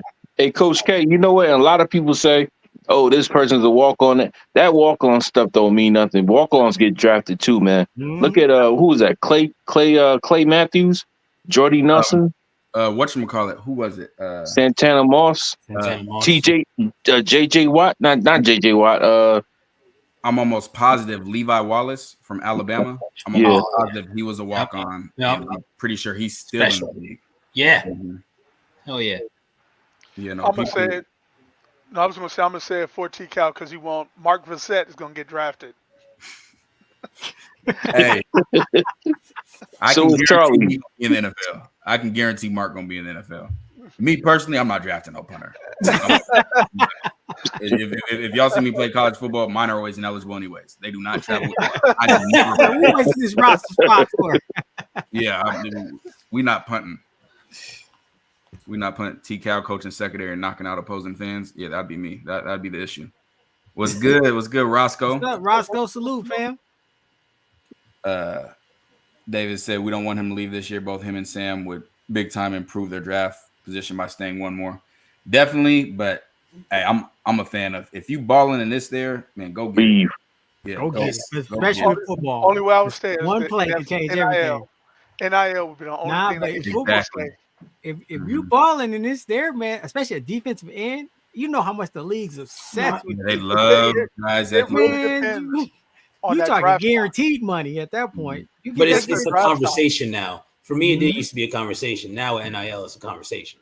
Yeah, because I used to be like, nah, go get that bag right now. But exactly, get the bag and kind of be more protected and be more guaranteed if you stay that extra year. Where but if he comes out and Sam get 10 sacks, man, and they make the CFP, bro, that NIL one, NIL that becomes change because you know they coming. They man. No, hold on. It doesn't become change. So the way the NFL works. They still got that rookie sliding scale too, exactly. Right? If you're not in the, first round, I was just about to say, if you slide past, then you're most likely making more in college year one than you are. Hey, T-Cal, let me ask you this. I just want to be clear about this. Let's say, like, if Xavier Weaver had eligibility, whatever, and he wouldn't declare for the draft, but nobody picked him up, he could still come back, right? Nah, unless they change the rules. Nah, once you declare, it's over with. I think in basketball, they made it so you can declare for a certain amount of time and then opt out. Not football, but not football. Once you declare, it's over with. I thought it was you had to get an agent. Was it something like that? Like if you declare and got an agent, then you can go back. But if you didn't get an agent, you can go back. I think for basketball, but it's not like that for football. Gotcha. It's not. Benjamin, T-Cal Prime offer you an analyst job and let you continue to do Buffed and Prime with CT. Would you take it? It would depend on the price tag. Remote's 1,000%. And also what it entailed as far as how much I need to be doing. But shoot, if you in Patreon, you know I'm doing that now already for free. Pretty much. Not for free, but not being paid by all the people at Patreon. You watching a different game come next week. You gonna be like, hold up, buddy. All of a sudden, the coaches are saying it during NDSU week because that's all the exact same things that I saw. The Patreon got me going crazy, telling people online about. Man, I see in DSU, you can't tell me how they're going to dominate CU when I know what they're going to do, all because of your breakdowns. And I'm like, geez, you got all the information you need for a scout week, literally, if you were a player. Yeah. You know what to do. And I told players, I said, you need some, let me know. And I have no problem sending it. And honestly, scout week, what we've done in Patreon's already more than you do like on a weekly basis for college football. Like you just don't have enough time because like they got fall camp now, so they're spending more time on North Dakota State than they will any other team because they have more days. But as soon as North Dakota State's over, and that's a bad example because it's a Thursday game, but after a Saturday game, usually don't do anything Sunday, like at all. You'll come in Monday, Tuesday, Wednesday. Those are like your work days. Thursday will be a very light work day. Friday, you're traveling. And then Saturday you're playing. So you get 4 to 5 days, period. And I promise you, the meetings aren't that long. So you're not going over everything in depth. So you got to be really efficient with what you're looking at. You can't, like right now, we got unlimited time. So I'm able to look at everything, offense, defense, and so forth. But all 22, that's what I said. I felt like I had the last stone with Thanos. Like you can't argue with me if you don't. One, if you can't see the all 22, and if you don't understand what you're seeing, that, like there's a difference. Guys, I'm gonna drop off, man. I'll talk to y'all. Hey, appreciate having me up here. Yeah, man. Appreciate you, Kev. Appreciate you kicking it, Kev. Tyler Brown. That's a tough one. Oh yeah, Hunter Renfrow. Forgot about him. That's another walk on. JJ Watt. Baker Mayfield was multiple time walk on. Him too. Levi Wallace is a Bronco. Did not know that. Yeah, Mark, when we watch those live watch parties, he's punting that thing. He's pinning it down. He's pinning it down, man. Definitely pinning it down. Let's see. Yeah, that's the other new thing. College players already have agents. That's crazy. Yep.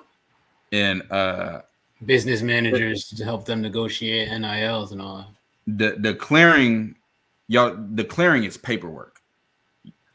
I think you guys are getting confused with someone saying I'm going to the NFL. Right. Like I can tweet I'm going to be declaring for the NFL draft, but the actual paperwork is a different thing. I think Cam is out of eligibility anyway, so he can't come back. He has to declare. No, they're talking about Cam Ward. Oh, Cam Ward, okay. And there, Lawrence said it right there. Yeah, paperwork is different than, I don't know if y'all watched The Office, but if you've seen Michael Scott declare bankruptcy, just by yelling it, and they're like, no, that's not how it works. Like, you actually, it's the same thing. You have until February. Yeah, you're gonna have to show me this because this is something new. And I, how long? It's been about 6 years since I was out of college, and you can't go back once you put the official paperwork in. But yeah, if it's something new, please let me know. Please let me know. Yeah, basketball players have a deadline for sure. Appreciate it, man. Appreciate it. Yeah, let's get to some more of these guys. All right, so we got Jimmy. People said Tyler Brown. Let's get him in there. This is in no order. Justin Mayers. Justin Mayers.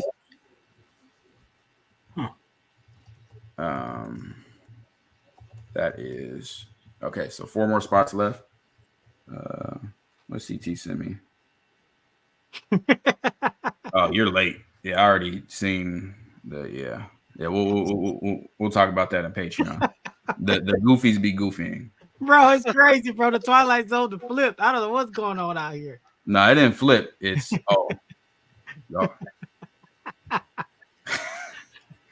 boy, man, that's hilarious. I ain't even gonna. That's nasty work. If y'all on Twitter, y'all done seen it. Y'all might not have seen it, but there's some nasty work going on below one of my tweets. The nastiest. And he probably in this live right now. I'm sure he is. You would think though, when you level up and prove people wrong, that they wouldn't double down on nonsense, but they actually get crazier. Yeah, that happens. That happens. Not yet. He doesn't have a collegiate stat, and there are guys that can shoot. There's plenty of tight ends that done got to the league without playing college football at all. But you play basketball. Yeah, right. Play basketball, right? You have to have great size. You got to be able to run like Kyle Pitts. Like you got to have something. Appreciate you, Trey. You get 720 hours after you file the paperwork to reverse it. What is 72 hours? Okay, that sounds more likely. 72 hours. 72 hours. Yeah. No, that's 3 days. That's not long. But yeah, I know you can't go until however long. Yeah. You definitely can't go to February. That's dead.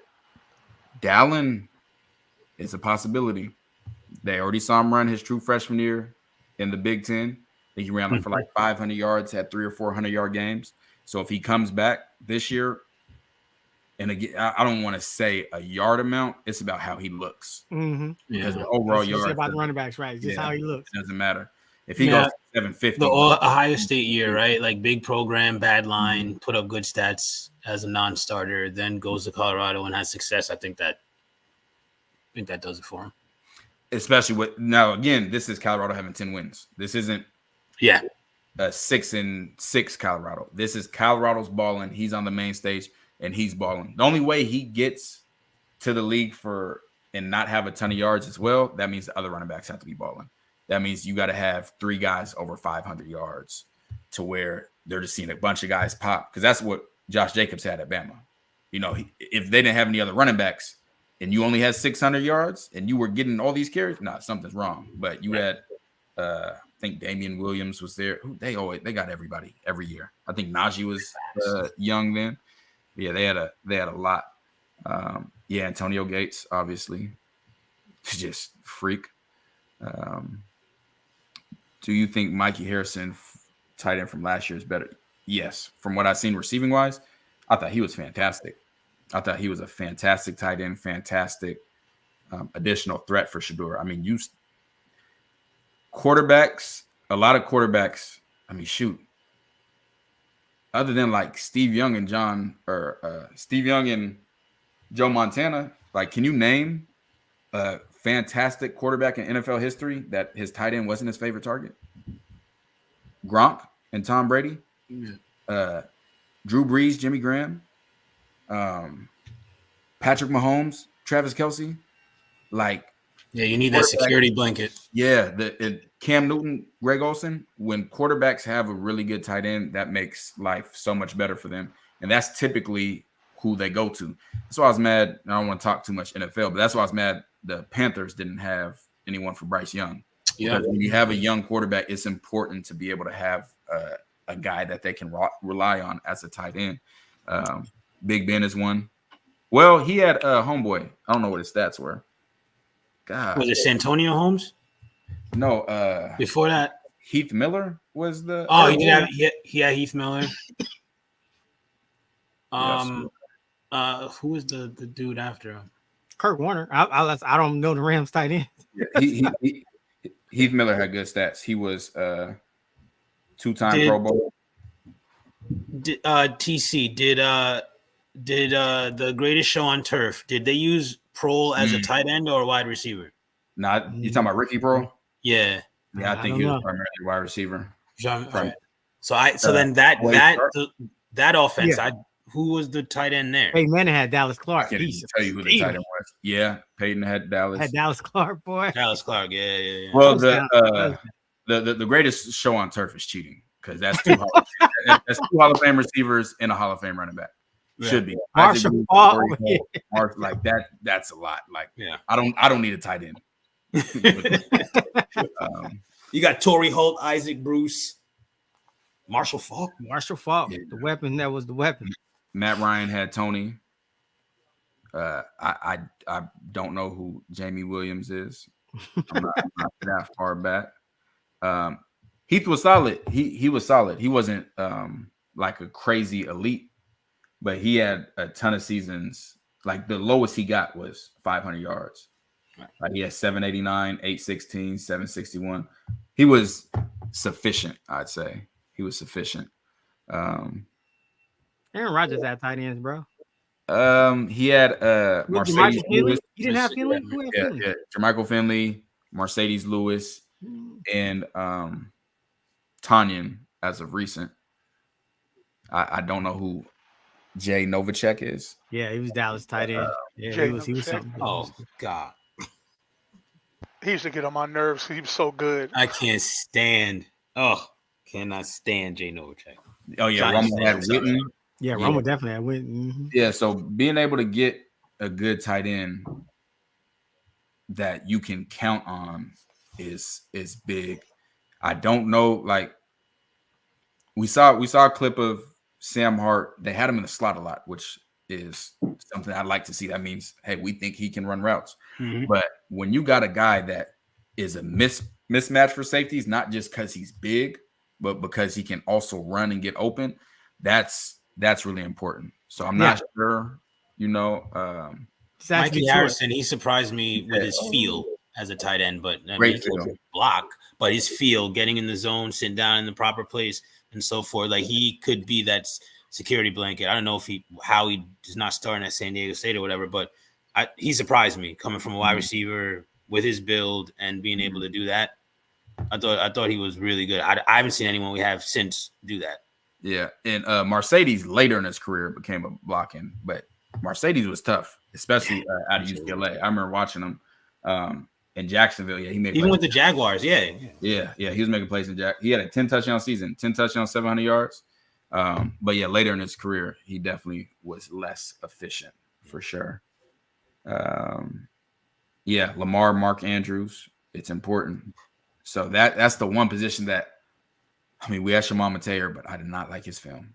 I just not gonna lie. Not gonna lie to you on that. So that was, I don't know. I'm excited to see. I don't like, even though I talk to players, I don't ask them stuff like that. Like, I'm not trying to get inside info on. I'm not like, hey, is the such and such look good? But I hope the tight ends look good. I hope they really look good, because that'll be the last piece for me on the offense to be like, okay, yeah, we're straight. Yeah, we are really, really good. Because like Coach K said, you don't want to have to be in 4 wide, which is 10 personnel, one running back. And at least me, Oregon has played like that. I'm a more pro style guy. I'm pretty comfortable with it though. I think that, like, because you ain't taking down Hayden down with. Oregon exploited that insane speed out of the backfield too. Yeah, you didn't know whether it was going to be a handoff or jet sweep. They were going to send him in motion and still throw it to him in the backfield, which is like an extended run. You know what I mean? Like exactly. And we didn't know. Is you typically don't run the ball as good out of 10 personnel, no tight ends, that you do with a tight end. So that affects the run game as well. Now it's possible, like just like Coach K said, because you got some teams that spread out so wide and have all this, smoke and mirrors, that like that's why the Oregon running backs never really got looks in the NFL. Yeah, then because their success was based on the scheme. It was based on being spread out wide, all these motions and catching defenses off guard, which we just want to win. So hey, if that's what it takes, that's what it takes. Right. But as far as like just being, truly like dedicated to the run and having a good run game, I like to see it at 11 personnel more, having a tight end out there. And yeah, definitely hope the tight ends can block. Definitely. I want to see 2 with time back there. I agree 1,000%. My cousin was an Oregon running back, and now he's at Cal, and he was balling at Oregon. Yeah. No, you can ball at Oregon for sure. Definitely. I hope he balls. I hope we from the same city. I hope he balls. Yeah, salute, man. Dalton is this is Coach K. He active. Coach K. Locked in. Coach K is locked in. Whole starting line, basically going pro. I don't know. Let's see. I would say no. At least I definitely don't think. Well, one, this isn't just drafted. This is going pro, period. I definitely don't think they all get drafted. At least not in the same class. And I know some guys have extra eligibility. I think Benson might. Mayers might. I know some of them. If Mayers does, I think Mayers should take that extra eligibility. It's Benson that has it. I think Mayers is done. Mayers got to go. Well, then, yeah, you got to make it. Do you think Cordell can play tight end for the Buffs? Can he? Yes. Do I think he should? No. Do I think he might leave if they try to do that? Yes. Yes. I mean, come on. Cordell with that size, with that potential he has with those feet, get more consistent with his hands, be a more willing blocker. You got something special there. Top end speed, willingness, ready to stop. He has feet like Chad Johnson had. Like with that size. Yeah, and it's tough because I feel the same way. But then you think of guys like Darren Waller and Kyle Pitts that can actually play receiver if they needed to. Like Pitts ran 4.4. Freaking. And it's like, because then it becomes more of like where can you find the best mismatches? Right. Yeah. You got Cordell with the safety on him running a corner route. Like that's so easy, like all the time. So I can understand the thought process behind it. I had somebody way back say that he should move to tight end because he was slow. That's not the case. Wait, what? Yes, he is not slow. I say, you talking about the guy that is getting bubble screens in high school and taking off, taking him to the crib? Yeah, that's not why. I think that could be something because he's a mismatch, but not because of lack of speed or anything like that. Yes, we went through it. He seems a top 10 draft pick if he stays the course. He seems like he's got a good head on his shoulders. He wants to keep learning. You know, he's working on his technical game, not just being a physical freak. And he moved to the right side, and he's learning both, and not saying, you know, I'm the best tackle in the class, and so he's willing. I think he's a top 10 pick waiting to happen. Yeah, I agree. LeJounte hit 1K with these. So out of the top 15 receivers in college football last year, receiving yards wise, I believe seven of them had another teammate that went over 1,000 yards. Washington. Mm-hmm. Yeah, it was Washington, LSU. I think James Madison was one of them. It was a good amount. It was a good amount. 2 to 10. Everything is predicated on the line. He has to have time. That's where it all starts. Mayock didn't draft Waller though, or did he? How long ago was that? Because Waller got drafted or at least signed with the Ravens. Was Mayock the one that got him from the Ravens? I don't think he drafted him. That had to have been from the Ravens. Yeah. I don't know if Mayock. I thought Waller was in the league. Man, Mayock had the worst. He got cut as a receiver with the Ravens, and then got picked up as a tight end. That's a bold one. I can't say that. I agree with that myself, but that's possible. That's possible. I see a world where that happens. If TCAL, if they do what you said, and they would be very smart to do this and lean on that run game and make this a scheme game where can you stop our best when we put them in the best position, not just have them out talent you. They're gonna have to pick their poison, and it's not gonna be Jimmy. And he's more subtle. He's more technically sound. His hands look good. Yeah, he looks like he's improved tremendously since last year. I see a world where he's healthy. He looks like he's healthy, like leveled up. They might have to shut down those other two, and you know that would make sense. LeJounte and Will, right? I think Trav should play a lot more defense, and he's going to be that X factor on offense. But they're going to try and shut down those two.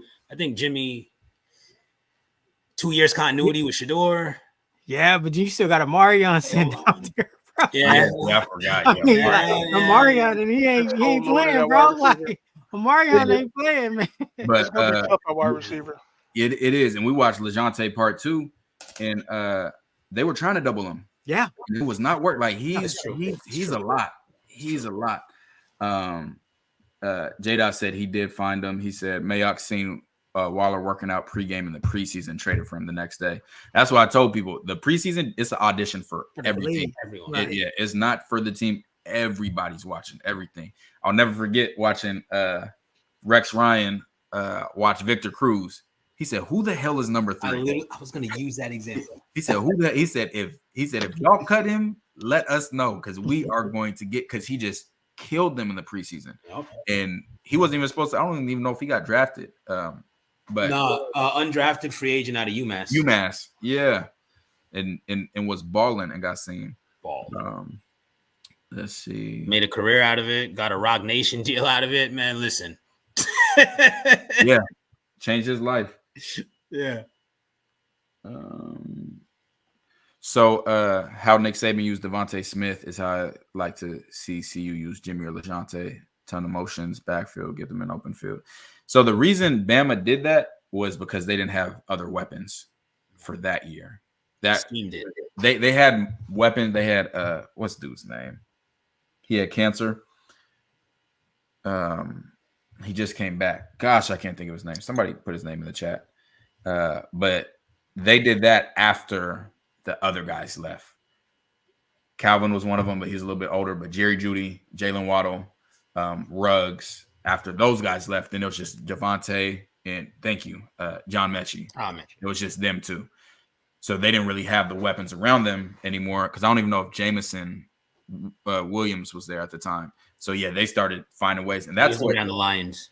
Yeah, yeah. So they out schemed them, but they had the ability to because their coaches are that good. Yeah, because that's what they tried to do with LeJounte last year, and that's why his average yards per catch were lower because he's getting the ball like in the flats. where really I want LeJounte pushing the ball downfield. Yeah. But they were just finding any way to give him the ball. Any way to give him the ball. Waddle was hurt. That's what it was. Yeah. Waddle was hurt. That's what it was. Yep. Yeah, that's what it was. This is why the offense is interesting, T-Cal, because defense, you flowed. You had to expand columns. This is a little bit tougher to find. It is. So I'm gonna put. I don't want to put Dallin up here, even though it's possible. Let's see who we got. We got LeJounte. Khalil. This might be it. Right. Yeah, I think that's it for offense. Do we have any older receivers? No. The good thing about this, like T-Cal, I think we spoke about a week or two ago. Like, we got a bunch of sophomores, basically. Yeah, you know what I mean? A ton. He'd have to have a crazy year, absolutely crazy year. But Terrell Timmons, he'd have to have a crazy year. And receiver, you could definitely do 1 year, and especially on a team that makes it to the playoffs. Yeah, a 10-win team if he goes crazy. I'm pretty sure Jameson Williams had 1 year. It was a disgusting year. Absolutely. Like, he just abused Georgia so bad by himself that it wasn't. But yeah, Timmons, he's twitchy. That's a good call.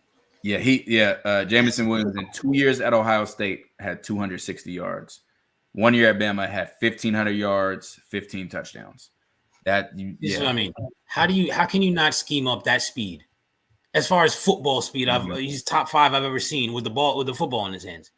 Yeah, and he's so crisp off of movement going into his route. How you not scheme that up if you're? That's what I told CT. So I had won a good amount of longest reception bets and anytime touchdown bets. James. People have no idea who Jameson Williams is. He is a demon. Like, I think CT, maybe it was you. I think you asked me how fast he was, and I told you he probably would have broke the combine record. Oh yeah. Because I said, "Oh, you mean the guy that couldn't catch?" Yeah, and he was like, "Hold up, you know." Yeah, no. Telling you, Jameson can go. Ruggs had 1 year, and that surprised me. The 4.2 was what really did it.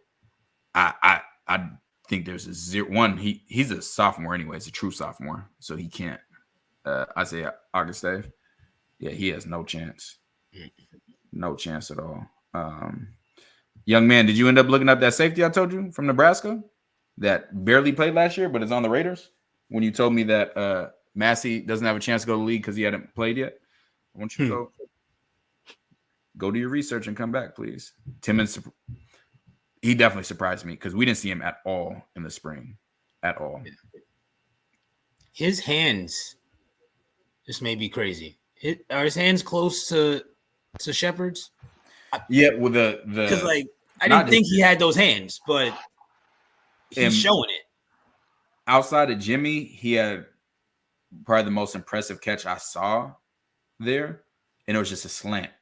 But it was a natural like when you see it, it's hard to explain, but just plucked it out of the air. Just all hands, just took it out of the air like. It's like when you see Calvin Johnson just snatch a ball out of that's what it looked like. Just Megatron. Just like a true pass catcher. So his catch radius is crazy. That's what I was gonna say. Catch radius too. Like, he has a great catch radius, meaning how he can get to the ball when it's placed in different places. That's why I compared him to Will, because Will was what I thought was the best on the team now. Mm-hmm. But I don't know. Timmons, he's been flashing. Yeah, both of them. I mean, Omarion too. All three of them, those are, Travis too. The four of them are all security blanket type of wide receivers. Yeah. I think all four of them, it's not a 50-50 ball. It could be 60-40, 70-30, but it's not 50-50 with those guys as far as jump balls. And teams don't have that. Like, usually get one guy, maybe two, that you feel that way with. Like, LeJounte, I've said it from the start, he could win the Blitnikoff. If LeJounte's not in the lineup, Jimmy's not in the lineup. Travis, Omarion, Will and Terrell Timmons, I still feel fantastic against any secondary. That's filthy. That's still crazy. Yeah. That's crazy to be able to feel that way going down the depth chart. roster. Mhm. Yeah, and he said, I think Coach said he's probably playing 6 to 8. That's 6 right there, and that's not including Cardale, Draylon. You can just keep going, Nasty. bro. That's a problem. Draylon reminds me of. I know you don't want to go to say an NFL T-Cal, but we were just talking about the Lions. They got 6 speed backfield and that wide and Jameson Williams. Forget the running back's name on the Lions, but boy, Jahmyr can he Gibbs? run. Gibbs. Oh my God. At CT, what I told him about Gibbs. Before Crazy. the season even started, he was like, I don't know what Atlanta doing. Detroit took the best running back. Yeah. So check this on the Nebraska safety that's on the Raiders. 4 years of college football, played for the Nebraska all 4 years. He had 50 tackles in his entire career as a safety. 4 seasons. Last season, he ended up having 40 of those 50, which is still low for a safety, and got to the league. So he played 3 years without getting on the field, and then one season he didn't get starts till late in the season. I think versus, let me see his game log. I think he played versus was it Michigan that he popped for me? Iowa. Last game of the season, he had 9 tackles. So before then, he had 30 tackles the entire year. And I watched the Iowa game, and he was all over the field. And I was like, hey, who is this? And the Nebraska fan said, hey, he barely played. Some other guy got hurt. So he started. I think Iowa might have been his only start, and then is in the league. That's all it takes. That is all it takes. Caleb Mathis in the slot. Yeah, he was getting reps with the ones. He was getting Draylon as Debo with the hands. Oh, Debo with hands. Yeah, I like him out of the backfield, just Draylon, being that Swiss Army knife. But the way he runs, he's got Draylon that got some of the shiftiness in best the high school film I've seen. Like, if you I go remember back and that. watch Yeah, our Draylon breakdown, you be like, Texas? Yeah. This dude's a straight dog. For a freshman, Draylon has really been impressing me. I've been looking at these pull-ups like, man, that you got to forget that guy is just a freshman. he doesn't look like one either. And yeah, he's playing like big boy. So you give him 2 or 3 years, and man, sky's the limit. Because he's not polished at all as a route runner right now. Like, he got a lot of work to do as a route runner. But sometimes when you just have superior talent, instincts, you can get away with just being, and that can be coached. Exactly. Cam Michael, he's shifty as hell. I'm telling you, when he come off the line, he is twitchy. There's a lot of guys on that team, man. A lot of guys, and this year, out of these, me personally, I'm gonna say for sure, if Benson plays, I'm gonna lock him in. I can only lock these 4 in offense right now, and then my next would be Tyler Johnson. Yeah. But I can only lock these 4 in. Yeah, I would say 5 with Tyler Johnson being a definite for me, but I can't take any of those out, of those 4 out. So I just had to put Tyler in there. But I agree with you, like that. Because if Tyler doesn't play much, he'll get in at least a camp or something. They've seen too much on film for him not to be in something. People they drafted in the high rounds, paying millions of dollars, he made it look like children. So literally, grown man. Hey, he's done that to some of his teammates in Colorado already. He just did. Yeah, we were just watching another one. He putting dudes in the dirt, sitting on them. Yeah, I like that. I don't know. I am not sure on that. I am not sure. I'm not sure on his overall health. If he's fully obviously he's not fully healthy, but if he can go full go, then me personally, I'm putting him at right tackle.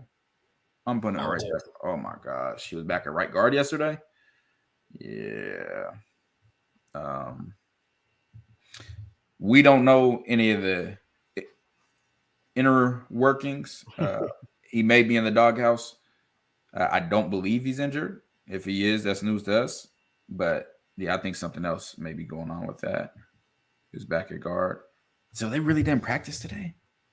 That's wow. I was wondering. I was like, where's 1, 2, 3, 4. Ooh. That leaves like 4 days left. 4, maybe 5. It's a home game. They play Thursday. You're not practicing at all Wednesday.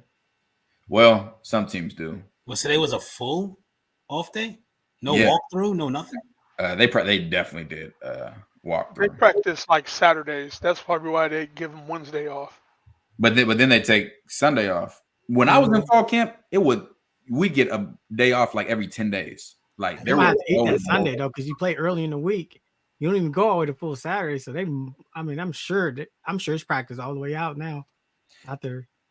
I'm quite sure that schedule will change going forward, but I think he practices on Saturday, so they get used to being out there in the morning. Mm-hmm. Thursday. So Thursday, Friday, Saturday, Monday, Tuesday, probably 5.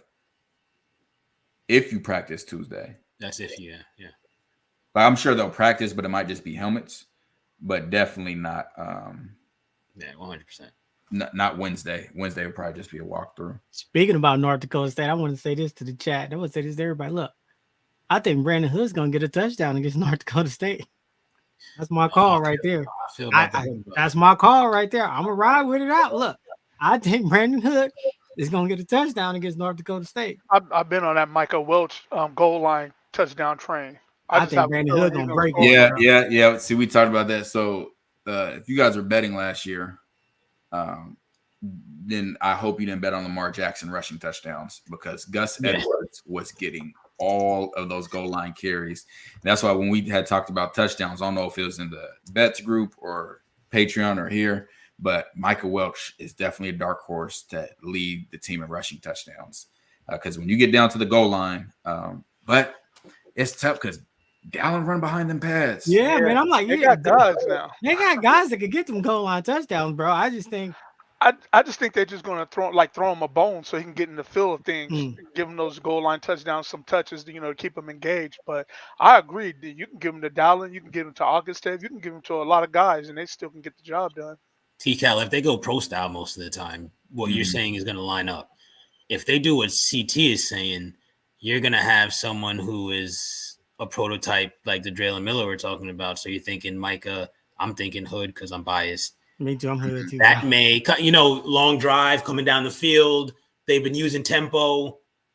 Mm-hmm. I think some of those will make it so Hayden's not even there at that time. And so default, it'll be Micah, or if I get things the way I want, Hood. But and that's what I think. I think Hood and Dallin balance really well. I think because Dallin, he's such a physical back, but it wasn't until you showed that film, and I'm like, man, look at Hood getting there physical. He got that goal line. I said, wait a minute.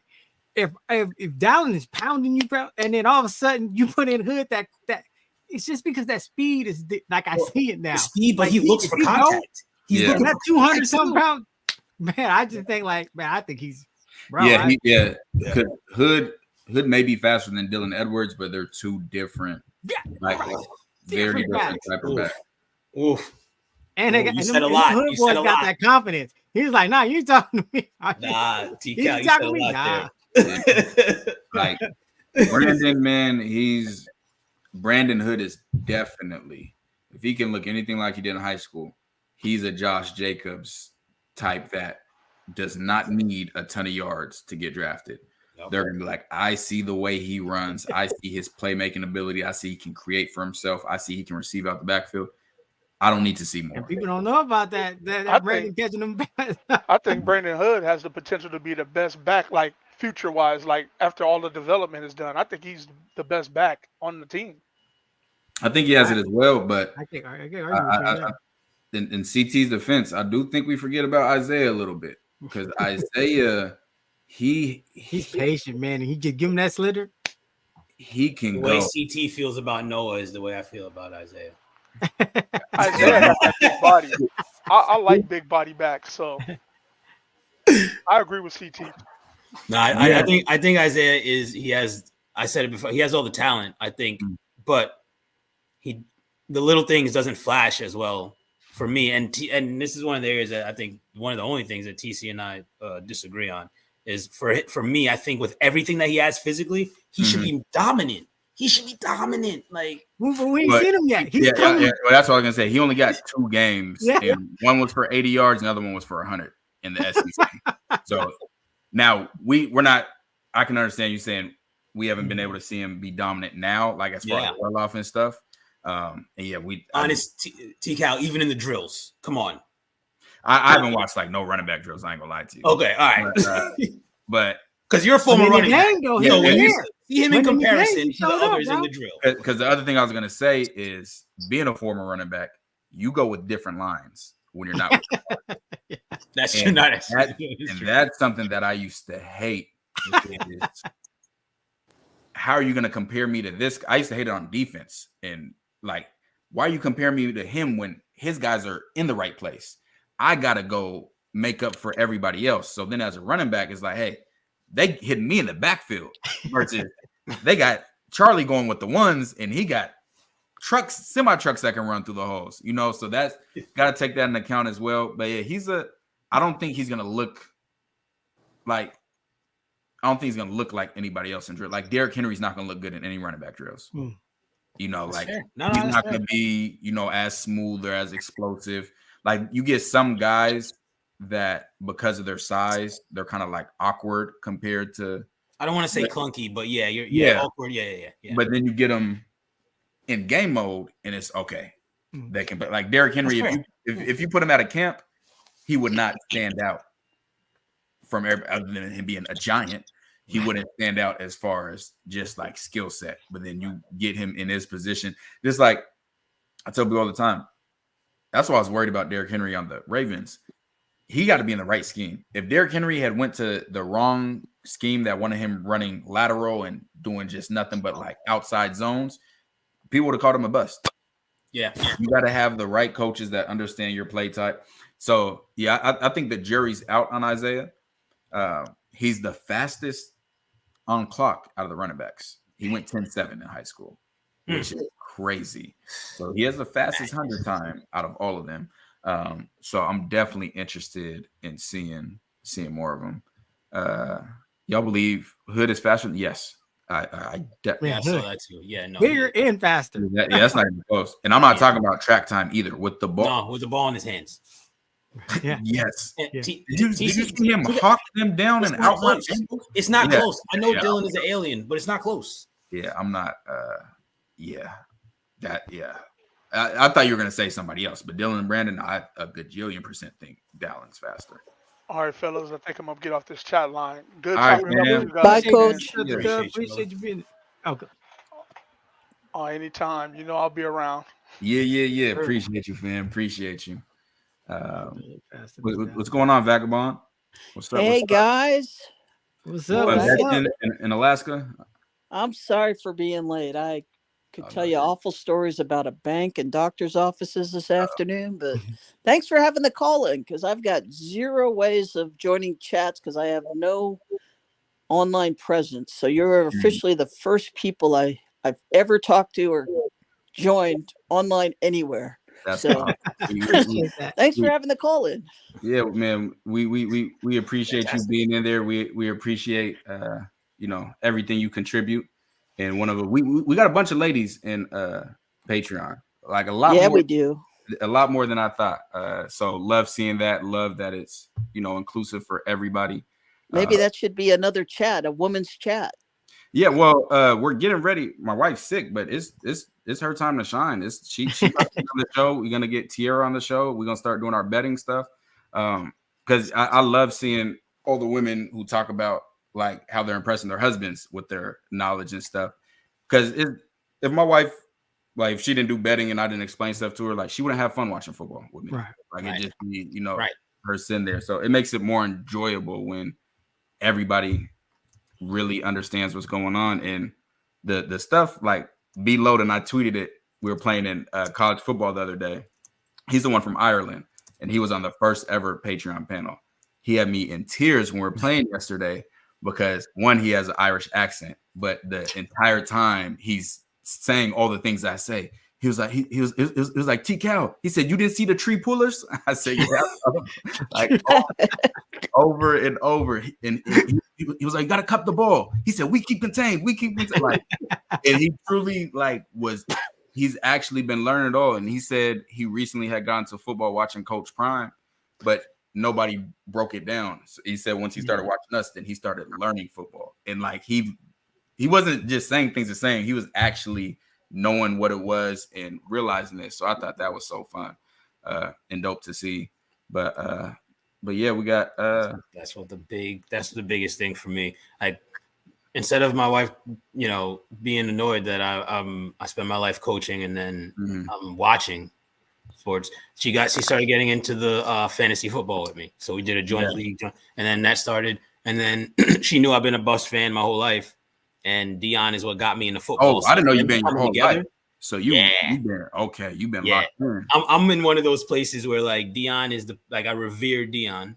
Like primetime was like my everything. My I was poor for a little bit, like during that time. I was homeless for a little bit. And when we got back on our feet, the one thing I ever wanted was a DT96s. I never got them. So I bought myself a couple pair.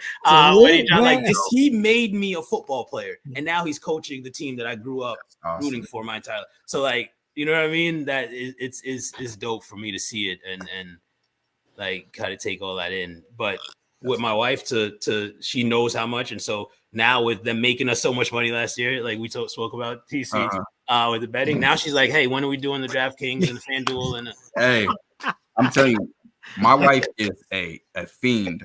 Like she never watched football till last year, and then now it's, hey, you ready to go to Tennessee? Like I went one time without her and she was mad. She said, "Ain't no way without me."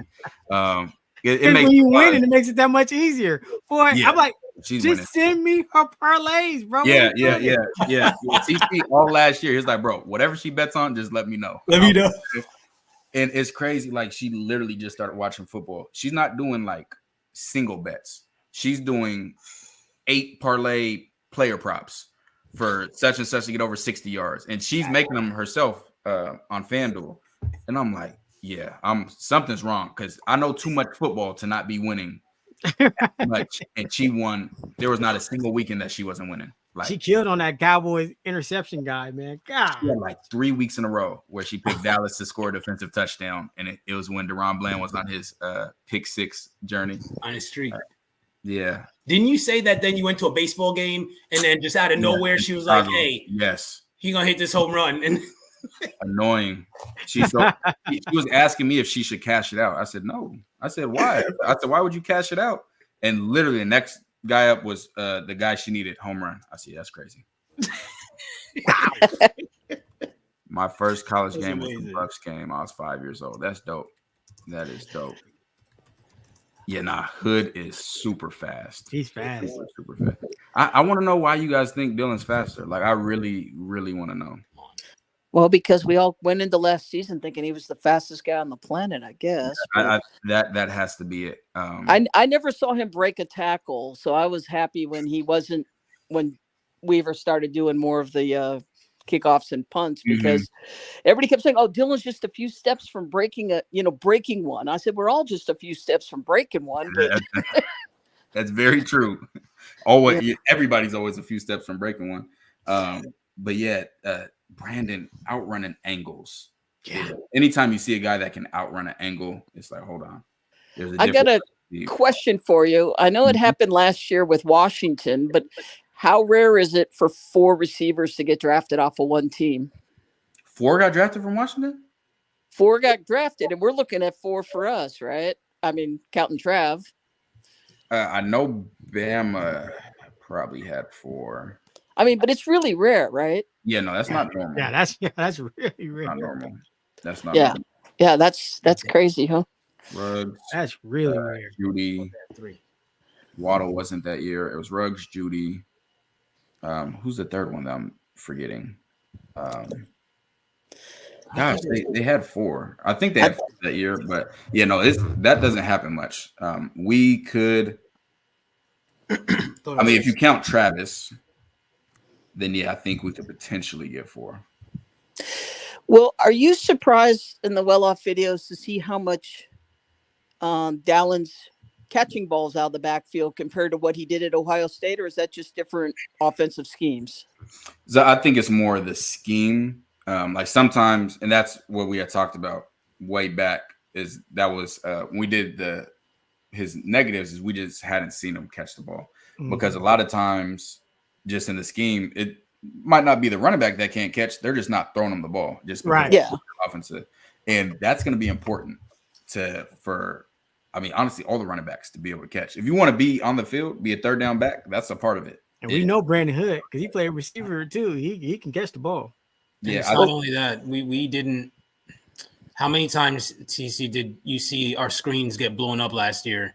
Oh, every time. And it's not only on the offensive line. Our running backs had no idea exactly where to step. There was false steps every time. They're reading it terribly, running into the offensive lineman, not having patience. To see Dallin already be able to do those things, exponentially, we're already better. Mm-hmm. That's what I thought about Dylan a lot. Was he just needed some patience because he just ran straight ahead or ran. He was a true freshman though. Yeah. I got another one for you, which is something I've looked at for over a year. There's only been one guy in the history of NCAA to have the 1,000 for a running back. Obviously, I had the pleasure of growing up in San Francisco and being there when Roger Craig did it. And so now there's 3 in the NFL. But with the extended playoffs, meaning more games. I hate that. At 13 games, I think it averages only 70 yards catching and running a game. You think there's a possibility we get a back that goes 1,000 with Shedeur? I don't think so, just because of the receivers. I also hate that they do that. All right. Like they just who is it? So I just found this out. Donnell Pumphrey has the NCAA rushing record. I think Ron Dane really has the record, but they didn't count his bowl games back then when they did the stats. Right. But they count Donnell Pumphrey's. And like that's messed up. Like it should be regular ran season. for more but they decided not to count his bowl games, but now count Donnell's. Like I hate when they give a record for that because he has more games. Like, of course he's gonna have the opportunity to have more yards. But yeah, when you factor in possible more games as far as the playoffs, yeah, that does get crazier. Because what is it? It's a 12-team playoff. So was it three games to get the championship? Well, let's just say you make with a bye week, right? Yeah, with the bye. So it could be 4. Yeah, right? at 14 games, it comes down to like 65 a game passing. I mean, that's just breaking one long run and one, pitch outside. Mm-hmm. Yeah, no, that is true. The biggest thing for that will be the fact that I think there's going to be a lot of rotation with the running backs. Yeah, I think we could have that if we had just one guy who was just going to be that guy. Ollie Gordon, right? If you had Ollie Gordon. Okay, I'm sorry. I have to get to this. No. Like, no. Oh, come on. And I got to explain this for you guys because I know they raced, but when you're racing in a 40, you don't know who start. Like, it's different. It was at a camp. Harbor, the dude from South Carolina, had a faster 60-meter time than Tyreek Hill. Dylan had a very not fast 60-meter time at all. Like, when I say the difference would be probably like 10 meters and then running the 60.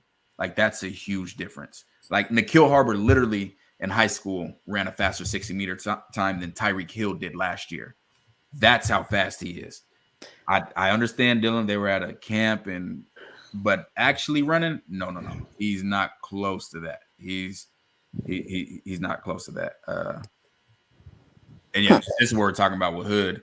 Hood's faster than Dylan and everything. I'm sorry. Is Harbor that tight end that Brew was trying to recruit out of the DC Baltimore area? Like he looked at Oregon and then went to Maryland or something? He's at South Carolina. Okay. He was a defensive end, which is crazy. And now he's a receiver and legitimately is faster than Tyreek Hill. Wow. That's funny because that's 240. That's Baby T.O. When we was watching this high school film, he was defensive end and he was a wide receiver. No, I'm not talking about speed wise. I'm just saying that he was playing defensive end and wide receiver. Thank you, J. Dot. we can't even compute 6'5", 240 faster than Tyreek Hill. That's Well, insane. his name's Usain Bolt. Yeah. There's only one of those. Yeah. I don't know. They're growing a couple more out there in that island. Like 210, 215. You're a little slimmer. 240 is crazy. Yeah, 240 is nuts. Yeah. That is Hey, crazy. you know what I thought that Prime and his staff missed on recruiting, speaking of Harbor, because he looked hard at Oregon because Oregon's got such a great track program.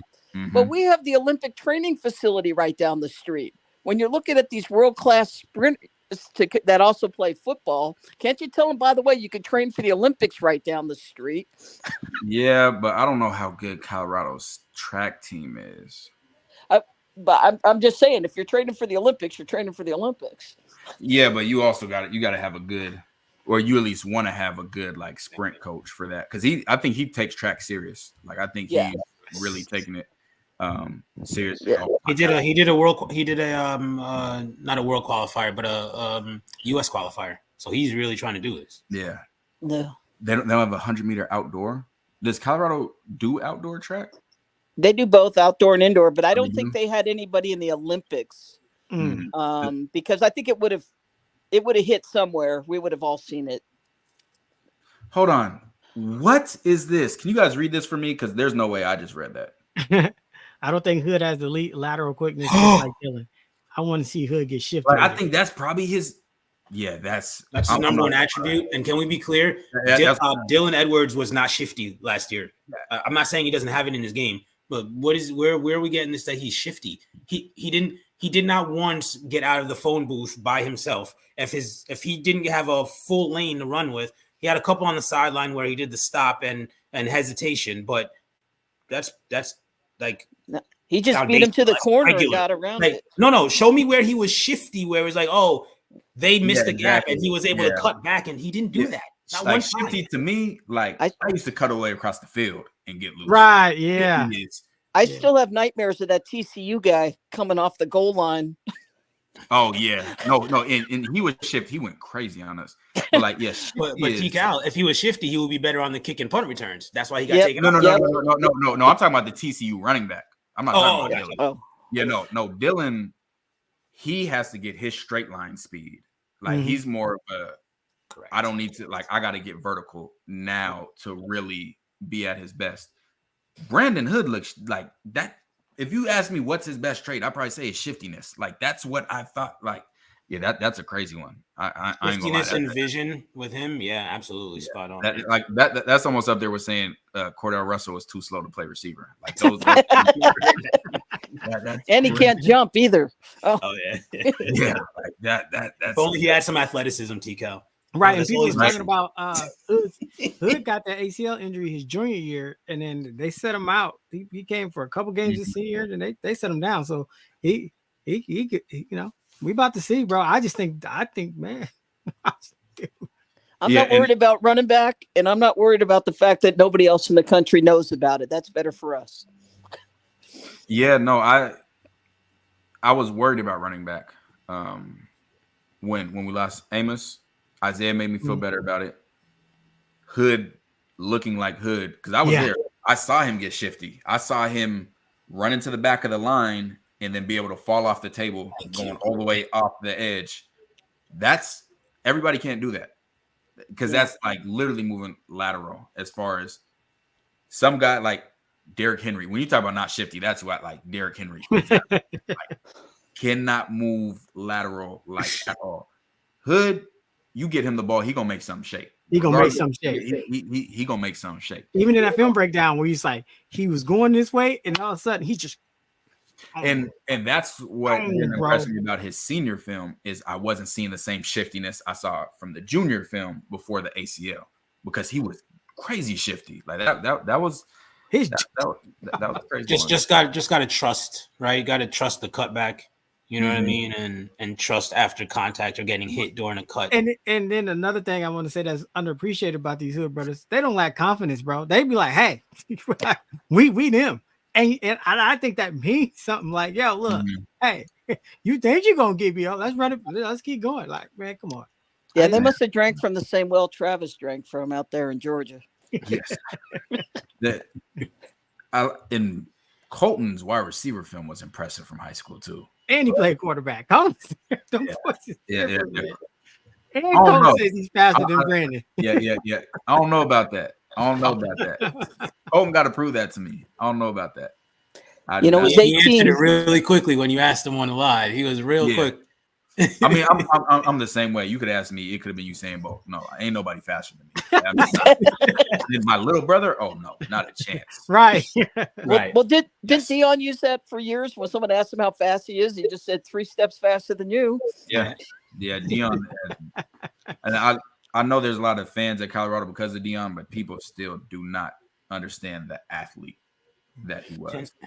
We had almost 700 in the World Series, man, and then ran a kickoff back for a touchdown 24 hours later. Yeah. The greatest athlete I've ever laid my eyes on. This dude was on.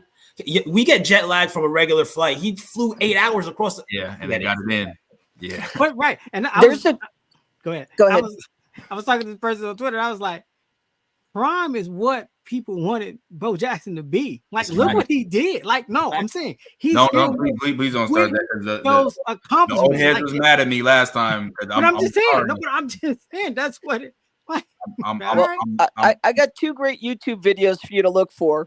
Mm-hmm. One is the one where Dion talks about his one play with Bo Jackson, where Dion's playing the left side of the back, and Bo runs to the other side, and Dion tracks him down, and he goes, and I got next to this guy, and he put his hand on my forehead and pushed me to the ground and said, "God, make this boy great," as he ran in for his touchdown. There's another one out from Florida State that Dion on the baseball team was competing for the conference champions, and they were in a tournament and they had to play later that night. They'd already played one in the morning, and the track coach came over and said one of the 4x100 guys couldn't run in the track meet for the conference champion, and Dion, could you come run with us? Dion gets the whole baseball team to watch him. He's never passed a baton before because he never ran relay. He just ran 100, 200 in hurdles, and they teach him how to pass a baton. I think they came in second, but the points for that event. So he actually won 2 conference champions in 2 different sports in the same day in college. You know, I'm an 80s baby, T-Cal, not too far. Right, I'm still in my 30s. I'm all right, but I got to see all of Dion, and I'm a big time baseball fan. Mm-hmm. Do you know, like, to bat almost 706 games in the World Series for the Braves? I thought it was 565, but all right. We'll round it up to 6. To do that, the mental aspect of doing that, and I'm also a Yankee fan, so I watched him play against Bo Jackson. I watched him hit an inside the park home run because Bo Jackson thought he was going to dive and catch a ball off of Dion, and Dion got an inside the park home run, dove over the catcher, and that was the last game I think Bo Jackson played because he tore his shoulder in center field. And Bo was a better baseball player than he was ever a football player. I don't care what any of the old heads say.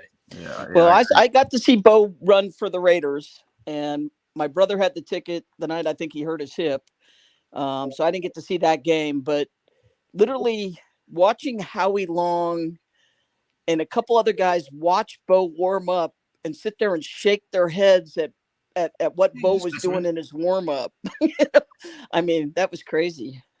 He's a specimen, not Dion. Definitely a specimen. And I don't want to get back into that. Sorry. It just is what it is. I have a very strong stance on that. I'm missing something there. All right. Well, back to these Buffaloes. Back to ever played a game. Yeah, definitely the greatest defensive back ever. Not one of.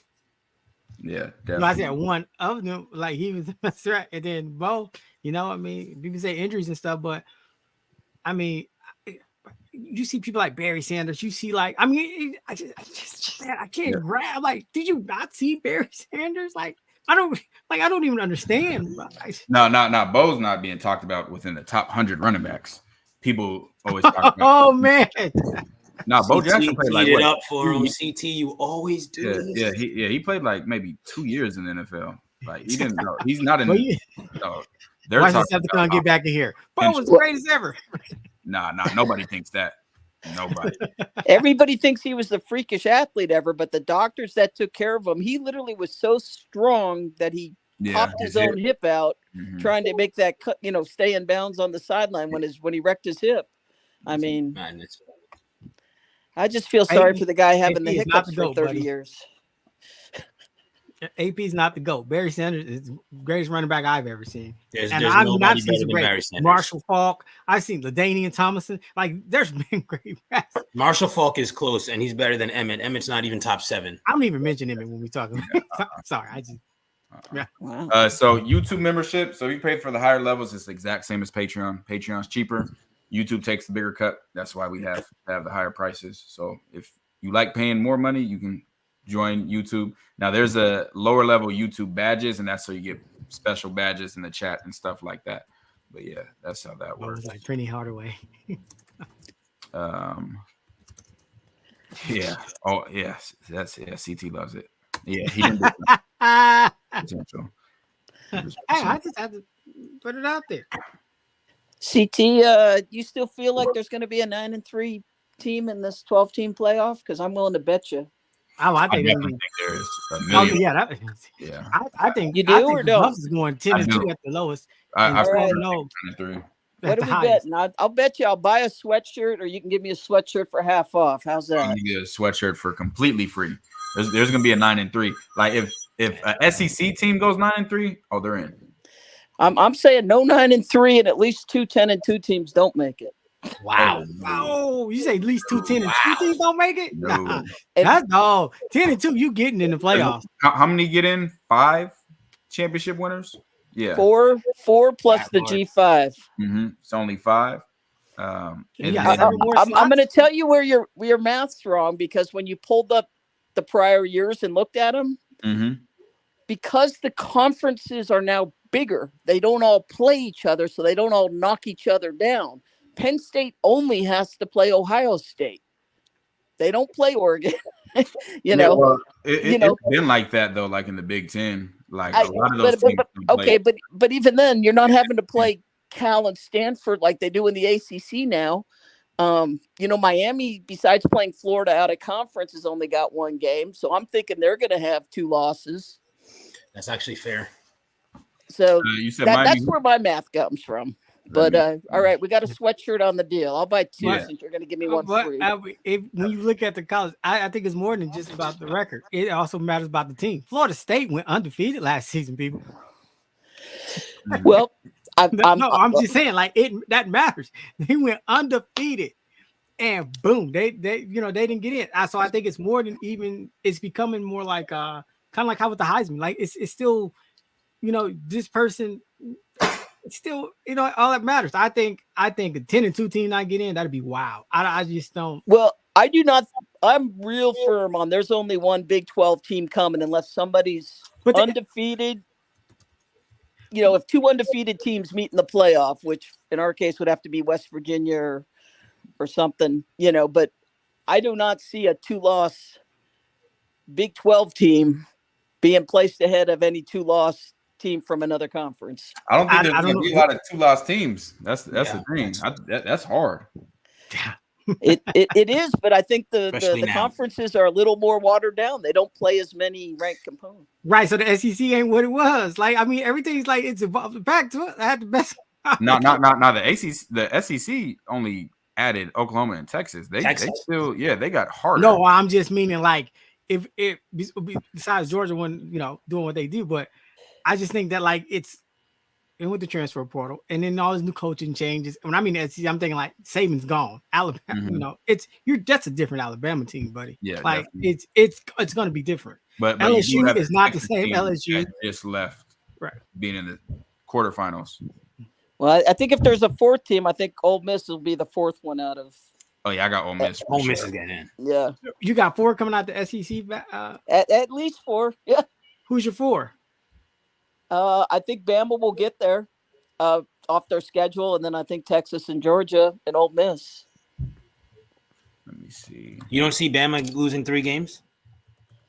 I was about to say, hold on. Let's Yeah, I think Bama's got it. I think Bama's got it. they I gotta they see have their Georgia schedules. at home, so that's 3/4 of a loss. Well, I'm about I to mean, pull it up right now so we can all see. the funniest thing about football is you don't have to play somebody 40 times like you do in baseball. You don't have to pay a best of 7, best of 5, or best of 3. All you got to do is beat them for 30 minutes or for 60 minutes. And when we're talking about Nebraska and who's got a better room here, and here, the whole deal is they're not built to come from behind. Mm-hmm. So we just get up on them early, and then if our running game is enough just to keep the clock running, that's one of those games that they got a great defense. We just got to score early and get the hell out of Lincoln. And I think if Alabama can score off of Georgia and then do the soccer game of nana, you can't have the ball. But I love helmet schedules. Those are my favorite. I need a color printer. Cisco, how are those slippers? Because I don't have any yet. I gotta get those. Those look comfy. But yeah, let's go ahead and look through this. Let's go look through this. So, Bama, they gotta play Georgia. There's a lot of Tennessee's a really good team. Tennessee could be a loss. Missouri's a good team. That could be a loss. Is Tennessee home or away? Home. Tennessee's home. Georgia's home. No, Tennessee's away. I'm saying Tennessee's home. I thought you. Tennessee. Oh, okay. I'm saying it the other way. I thought you got to. Yeah, at Tennessee. Yeah, they got to go to Knoxville. They still got the which can always easily be a loss. Yeah. Oklahoma, Tennessee, Georgia, that could potentially be 4. Mizzou could sneak in. Yeah, it could get spicy for who's that? DeBoer in his first year. Mm-hmm. Auburn's gonna lose to Alabama A&M week 1. Who else we got on here? Ole Miss. Let's run Ole Miss schedule. Let's I like do Ole Georgia Miss. first. Oh. Georgia's gonna beat Clemson by 1,000. Yeah. Ooh, this is a They're tough. boat racing Clemson. That's a tough 4-game window. Bama, Auburn, Mississippi, and Texas. 4 straight. And you got Florida, Ole Miss, Florida, and Ole Miss, Tennessee. Tennessee. Hey, Georgia has a gauntlet. Yes. Boy, they do. If they come out of that with 1 loss, book them for the playoff. Just give it to Oh, them. facts. Yeah. Now, if you looked at my bets, I didn't put them in a lot of futures. They play. Well, here's the. Okay, go find me 3 losses for Missouri. No, their schedule is cupcake. No, Missouri's not losing 3 games. Yeah, that's scary too, isn't it? They can lose 3. Bama, Yeah, they can. Bama, Oklahoma will be tough, and And then losing Oklahoma. you got these middle of the pack: South Carolina, Mississippi, And it's Arkansas. football season. Like they changed. See, that's the thing that I think people forget, and that's what when it comes to betting, I tell CT all the time. It is any given Saturday. Like it's like we talk about everyone's basic. Like we have not watched all 22 of all these players for the past year. So just like people talk about Colorado and say, "Hey, you guys were 4-8 last year." That's the same thing we do in a lot of these teams. Some of these teams may have improved significantly, Drastic, right? that we do not know about. Clemson didn't. No, right? Yeah. But you know what's funny is when I see podcasters doing a prediction for a conference, they go through and they start alphabetically and they say Bama this, that, and then later in the schedule they say, oh, well, they might win that one at home against Bama. Well, you already gave Bama the win on the other side. So I see people counting wrong. Like when I printed out that schedule, I put one, W and L on everybody, and that's where I come up with I could see 5 teams having 2 or less losses. Does that happen? Not happening. I got it, but we got our bet. We'll see. Like this is SEC. If Bama loses 3, they go into the playoffs. Like that's for sure. I'll tell you I will bet the channel. I'll bet every house I own. Always bet the channel. If Colorado goes 9-3, they are guaranteed in the playoffs. I agree. Because Ravens is going to be insane. They try to get Colorado in a bowl game with 4 wins. But do you think does that mean they're coming second in the conference with their 3 losses? Because there's no way 3 teams from the Big 12 are getting in. It's possible. Let's pull up the Big 12. and see. I'm saying the only way 2 does is if they're undefeated or only have 1 loss. Big 12 football. And maybe a second loss in the championship. Because before we do, should I pull it up right here? Let's go back to the playoff rankings as well, so we can look at the history of what's been going on.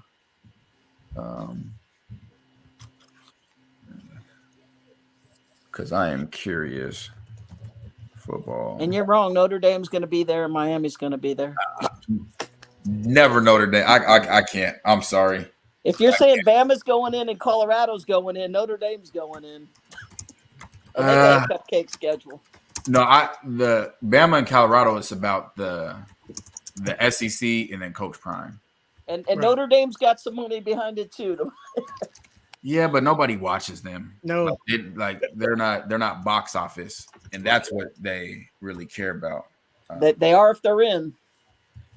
I'm not gonna lie. That national championship against Bama was probably one of the least watched ones.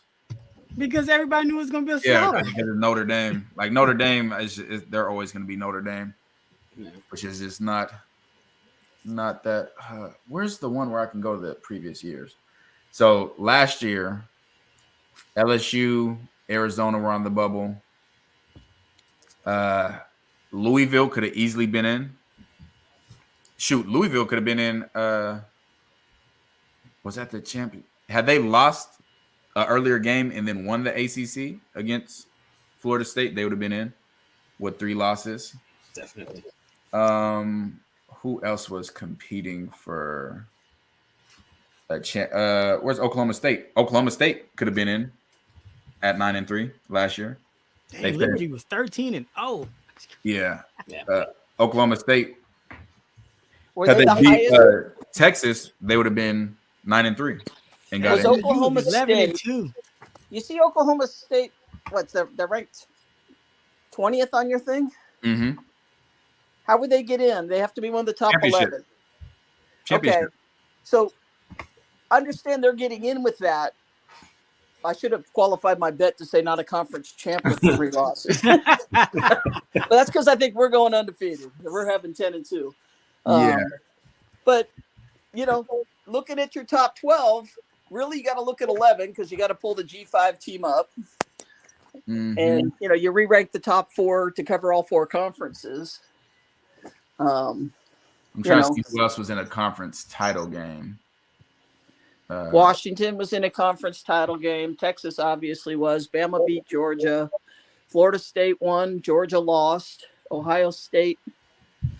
Oregon. Ohio State won that conference. Who was the SEC title game? Georgia, Bama won. Oh, yeah. That's how they end up, yeah. That lost to Michigan. And not close. But you got 5 conference winners here, so instead of 4. Yeah. I'm telling you, there's the ability to lose one less game because there's more teams in the conference that you play. You're more spread out. Is going to be a factor. Yeah, it'll definitely be a factor, but I think it just depends on the school. I'm just more afraid of coming out 9th on the rankings and having to travel for that game, because then you're looking at traveling. I think Ohio State, Penn State, Oregon all get in, so 2 of those will be road games, and then the other 2 will probably be SEC teams. Yeah. And that makes for a tough road game before Christmas. Okay. But by then, from day one, like Shedeur said, we everybody Super Bowl. That team got to be. You getting the best regardless. It don't even matter. It wouldn't even We'll be tested. Right, you be tested because you're tested every week as a Buff, every week. So let's go to 2022. 2/3 of our team is from south of the Mason-Dixon line. If we catch a bowl game in Ohio State or Penn State, we in trouble. So we would have had 2 10-3 teams in 2022, and one of them, and this is the Big 12. Well, now the Big 12. Right. TCU, Kansas State, US. Whose rankings are those? This is college football playoff rankings. Okay. From 2022. So yeah, that would have had two 10-3 teams. Florida State just missing out. Who, well, if they beat Clemson. Where did they put Florida State on that? Because they wiped Florida State off that list, unless I'm missing it up top. They're right here. Okay. That's got to be the wrong year because Florida State was undefeated last year. No, this is 22. Oh, the one we're looking at before was 23. Yeah. So yeah, 2022, and then there's a lot close here. What about G5? Troy, was that the highest? No, Tulane. Yeah, Tulane's the highest. So let's go 21. Troy 11. 21. Utah would have been in. And actually, let me go back a week before they have the bowl. I'm understanding what you're looking at, 22, 23. But when I do that helmet schedule, marking them all win losses and counting them up, I can make the schedules, or I can make them come out that first I give every of the power teams, home field wins, and then I kind of look at the coin flip ones and the ones that are suck up, layup games. But see, I think they threw that out the window last season when they told Florida State, yeah, you went undefeated, but you don't got no quarterback, so you're not making playoffs. That's the one that always, no matter where you fall in the argument, what they did to Florida State last year always messes. It changed. It's like you legit you told an undefeated ACC team. The reason I have no problem with it, and people try to compare it to Ohio State, when Cardale Jones went in. And they're like, well, what if Cardale Jones went in and balled? We got to see Florida State without quarterback, and they were horrible. Right. I think they had 50 passing yards in the game. But my whole thing is, I'm saying though, somebody stepped in and said, hey, you're an undefeated ACC team, 13, whatever. We know what you did. You lost your quarterback, so we're going to rearrange the board. We're like literally. That's what I'm saying. I think it matters who you are if your record's at 9-3 or 10-2. Yeah, that's what I'm saying. Oh, a SEC 9-3 is going to jump a bunch of conferences 10-2 because they're going to say they played tougher teams because they take strength of schedule into account. And it's subjective. It's not an objective rankings. Yeah, this is crazy. What year is this? This is 19. I didn't know Baylor was good that recent.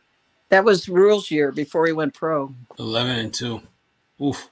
Yeah, that was good. But that great job in Carolina. Oh, God. The guy paid to do nothing. That's great. Hey. All right, I'm going to say that if we pick off Raiola 3 times or he fumbles and has 2 picks, that Nebraska's going to be a 6-6 team instead of this 10-2 team they're talking. I don't know who talking about them being 10-2, but that's scary. Well, they are. Every year they do this with Nebraska. Yeah, they're starting 7-0. They're willing to lose at Ohio State, and then they figure somebody might beat them. They don't know. They're counting Indiana as a win, so I'm already betting against them. Against Indiana. Yeah. If you're a conference champ, you're automatically in, no matter what. You like UCLA had snuck into the Pac-12 championship one year. I think they were like 6-6, and had they won, they would have, because that's when they had conferences or the divisions. So you didn't have to be as good. So here we got the Big 12 helmet schedule. Let's see. Well, I started that one by making Colorado's all win, and I put an L in everybody's box. So Arizona, it's a tough one. Could be 1, could be 2, 3. Oh yeah, it could get nasty for Arizona. It could get nasty. It could get nasty. They got a lot harder road games. Who they got? I'm shocked at how they have Arizona ranked. I know they're good, but. Yeah, but they're coming off a 10-3, I think. Yeah, but they got a new coach too. I'm glad that people stayed, but they played above themselves last year. I'm not dishing McMillan or Nafita, but Fafita didn't start the season. Right, he ended up getting in later. I don't remember how many losses of those were because that everybody talks about this Texas Tech. Everybody talks about Texas Tech and how hard it is to play there. I am unaware. So Lubbock isn't easy. Lubbock isn't easy, and it's not like the other areas, right? you go through there, it's it's tough. It's a tough area. It's a tough area. Did they the Big 12 just schedule with the entire North Dakota State Conference? It's like all the teams that I've been watching are on here. Somebody's got South Dakota. Tarleton, North Dakota State, North Dakota, South Dakota State. Where's the other one? Southern Illinois. Like these are a bunch of teams from that conference. That's interesting. Well, Texas Tech got a gauntlet before they come. I mean, look at the end of their schedule. Texas Tech got a gauntlet waiting for them. I think ours gets increasingly harder, which I think is great. I think people are sleeping on Iowa State. Then you got Colorado. Then you got Oklahoma State. I just think that's a. Bro, you're looking at the wrong schedule. I don't know what schedule you're looking at. Texas Tech is a cupcake. No, I said towards the end. Don't they got Iowa State, Colorado, and Oklahoma State? Yeah, that's what I'm saying. I just think that's a. But man, look at here. This is North Texas, Arizona State, Cincinnati, who everyone ran for 800 yards on. Mm-hmm. Arizona, Baylor, TCU. Yep. Mm-hmm. I don't know. I like that schedule a lot. Yeah, I still think they got possibly 3 losses waiting for them. UCF. Man, how y'all think KJ Jefferson go do, man? I gotta watch more of him. What's good, JP? I gotta watch more of him for sure. Man, I'm late to the party, man. I almost cried. I thought I missed it. You good? Yeah, and that's the thing. It depends. Like Baylor might come out balling. TCU might be balling. Iowa State, like you just don't truly know right now. Like after 3 games, I'm gonna have a good grasp on everybody. Yeah. Especially what's Baylor quarterback situation though? I know Blake Shapen transferred to Mississippi State though. It should be due from Toledo. I can't think of his name. But they got a transfer from Toledo. Can't think of his name. If who's it? If Wack's in here, he'll say it. Well, T-Cal, I was thinking if I look at our schedule, I call North Dakota the most disciplined team we're playing. That's not going to quit because of their culture. On offense. Their defense is not disciplined, but offense, yeah. All right. I still don't think they lay down. I think they play 60 minutes. Oh yeah, no. So we can't do our thumping our chest thing. Nebraska will have the best defense we play. Score early, they can't come from behind. I think we'll get after their quarterback, whatever. But the Florida team in the Baylor game and the Texas Tech game, Texas teams are just ornery in a different way of being disciplined. I lived in Texas for 10 years. If a guy lost a fight 3 weeks in a row at the bar, come the next Friday night, he's like, let's go back to that bar. Because he wants to fight. I don't want to say it. They're just ornery. They're not going to lay down and go away. So we got to just play better. But the UCF game is my worry one because they're the only one I think that can keep up with us offensively. And Jada, I was going to say this. I'm not a fan of Nebraska's linebackers or DNs. I am not. I don't think they're very good there. I think their secondary solid. I love their D tackles. I think them boys can ball, but their DNs aren't good, or at least they weren't last year. So I'm not worried about them defensively. Kansas State, they lost some dogs in that secondary. My 2 favorite players when we were watching that film, transfer, both of them. One's at Texas A&M, the other one's at Oregon. Because I love their film. And they lost their tight end too. So the thing about Nebraska, they didn't have a single coverage bust, not one. Like not Nebraska, Kansas State. Kansas State did not have a single coverage bust. Like they were really, really disciplined on defense. Arizona, I think, will be straight defensively. Oklahoma State, I don't think I've watched much of their defense yet. Their defense was ranked one of the worst in the conference. Mm-hmm. I'm tripping. Yes, I watched their defense. Yeah, they were one regular. UCF. He was watching DJ McKinney. He was watching DJ McKinney film. Yeah. Yeah. RJ Harvey ran for 200 on them. UCF tore them up. If you in Patreon, it's in the private chat. That's a trap game. That's a trap game. Which one? UCF. UCF's gonna be a straight up dogfight. Yeah, because I think KJ Jefferson trying to prove that he can actually throw the ball. That's the whole point. That's the whole reason he transferred in the first place. But I think he's gonna try to do too much. I think they're pretty 50-50 on both their plays and their yardage, passing and receiving. I mean, passing and running, aren't they? Yeah, he wasn't there last year though. He just transferred from Arkansas, and I could see that he's not a good thrower. At least when I got to listen more. That's the thing about the Big 12, and Colorado's got the best secondary in the Big 12. Oh, it's not remotely close. That's what I'm saying. That's the thing about, like, people are saying like, oh, these things, but you're talking about you're going against the best secondary in the conference. For me, so I think we want you to throw the ball. That's you're playing to our strength. You want to throw the ball? trying to be pass first, really playing our favor. Yeah, they'll run the ball. I think there'll be a lot of RPOs. They'll test our discipline, our patience. A lot of our boys going back home. Hey, you know what? They could try that patience coach. I played against that coach. Is that Chiswick? Is that who the coach is? Who's the coach for Auburn? Or not for UCF? You talking about Gene Chiswick? Yeah. Who the UCF coach? He's from Auburn, right? I think that's him. Let me check.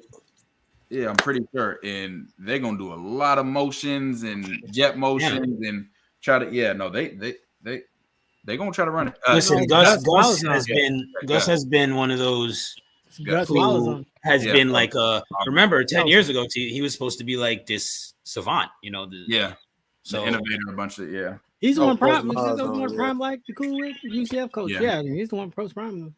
Yeah, he used to be at Auburn. You think we win that easy, T-Cal? We gotta stop the run with them. Have to. They got RJ Harvey. J-Dot just mentioned Penny Boone, the dude from Toledo. Man. There's also, I like the other running back, number 0. Do y'all remember when we were watching Denver Kansas State? He saw gotta stop him, especially since homeboy there, the quarterback, they're gonna running read option. There's gonna be quarterback power read op. Like, gotta stop the run.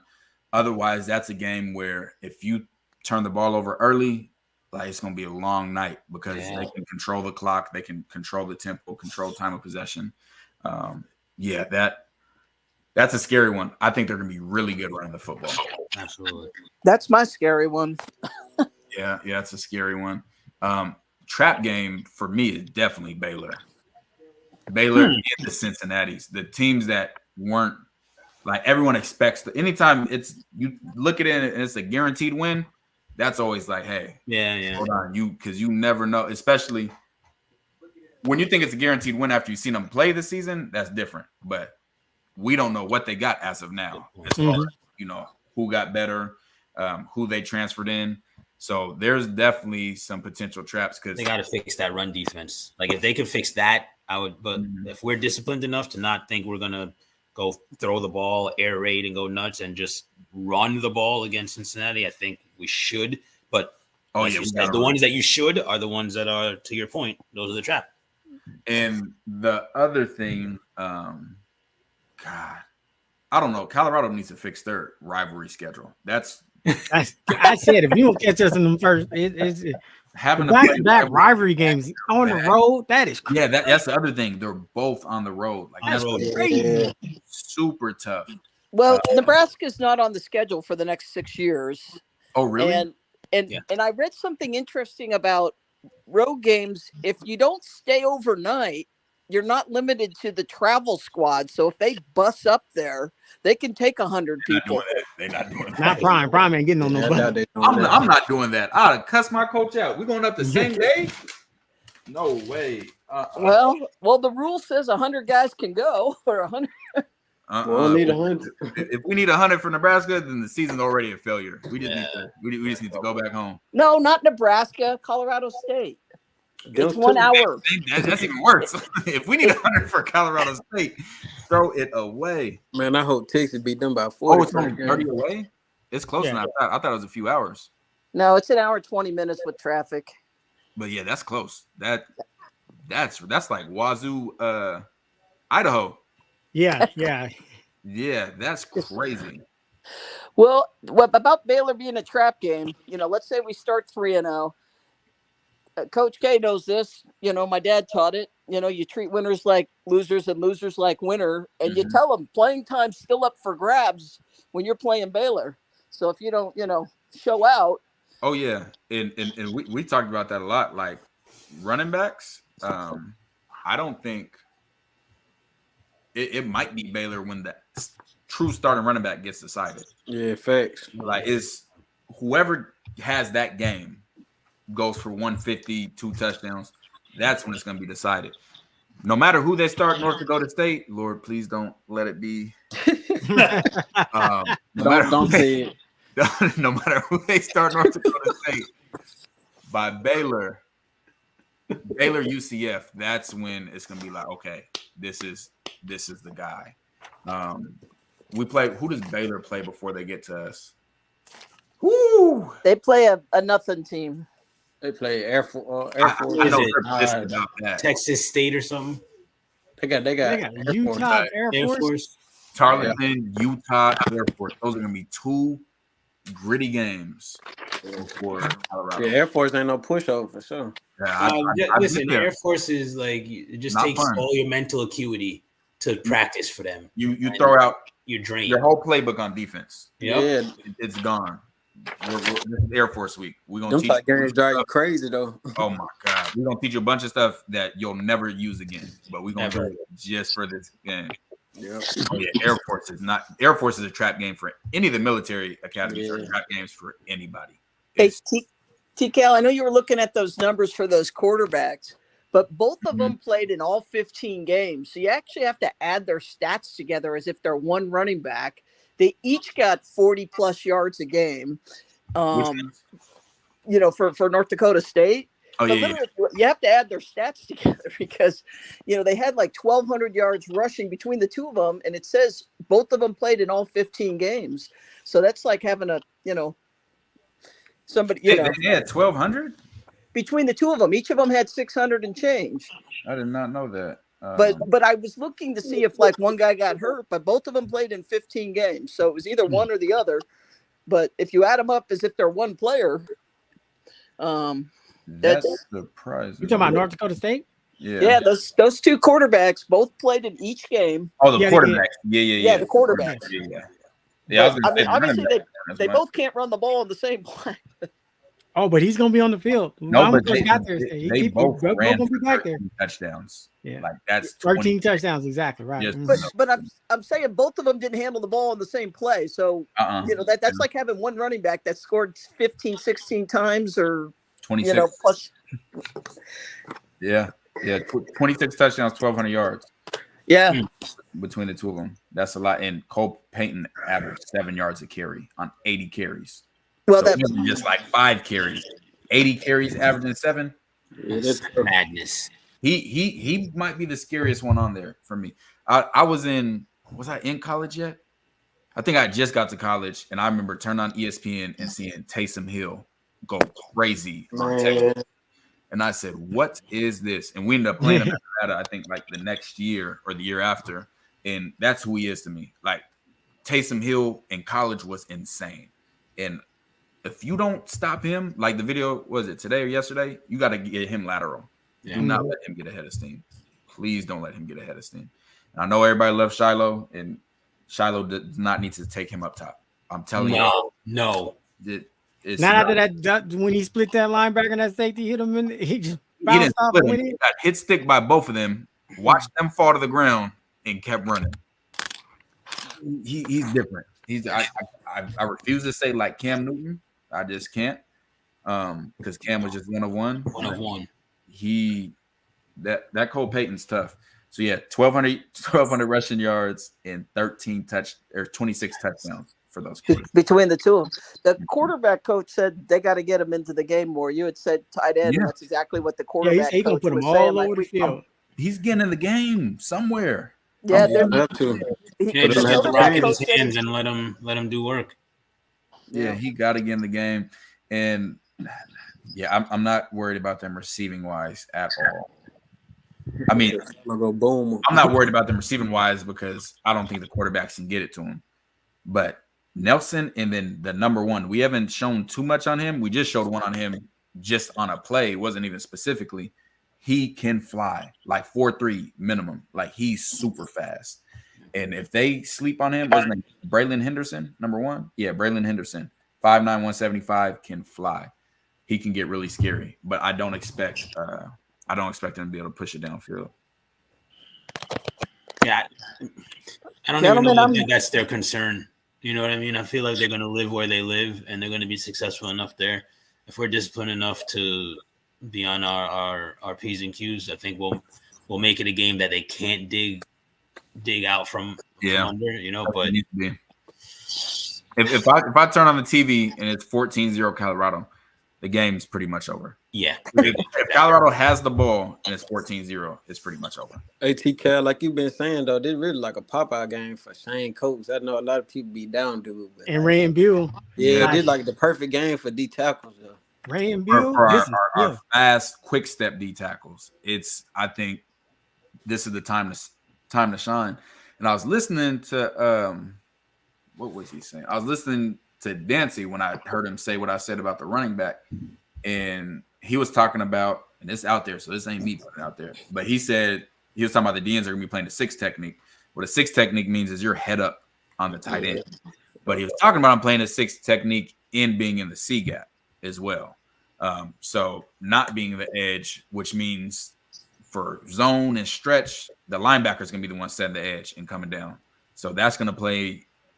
And how athletic you have to be at D tackle to do that. Yeah. Oh my God. And I think, man, I ran 3 TFLs. Like I can't unsee it. I can't.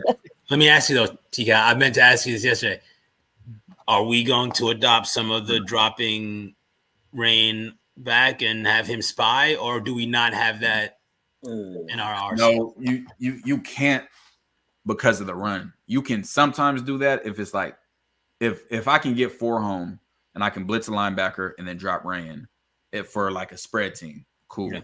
But when we're just solely focused on stopping the run, we can't afford to have that. Yeah. And they're bad on defense. I'm sorry. I posted on Twitter the other day, and I saw more of it today. They truly run a double robber, which they're playing cover 1. Well, they're playing man coverage, but nobody's deep. Yeah. So how you have both low hole rats in the middle of the field, nobody deep and playing man coverage. Bless it. I can't imagine that they do that against Colorado. No, it's impossible. Mentally. So the D coordinator's gone. It's the linebacker coach that's been promoted. And so it's tough for both of these because offensively, we're expecting them to be doing they were loving it last year. And they were getting bombed on with it. We're gonna do the defensive video. How can you not? Wait, what are you, TK? What are you robbing if there's nobody deep? Like I love it for red zone. Like red zone, I get 2 robbers, cool. But they're because it's a truncated space. Yeah, the offense is backed up on their own 20, and they're running that and then getting ran by on a post. I'm like, yeah, you playing the dangerous danger. But I'm sure, like, I could have been under a D coordinator as a coach and then got promoted. I'd be like, yeah, hey, we're not doing the stupid stuff he was doing last year. So that could be what the North Dakota State new D coordinator is doing. He could be like, hey, right. No, you're right. I came under him. We're gonna run the exact same stuff. Or he's like, hey, I saw what he did. I didn't agree with it. We're not doing that. But with them primarily running Tampa 2 on defense, they run Tampa 2, they run man, they run quarters.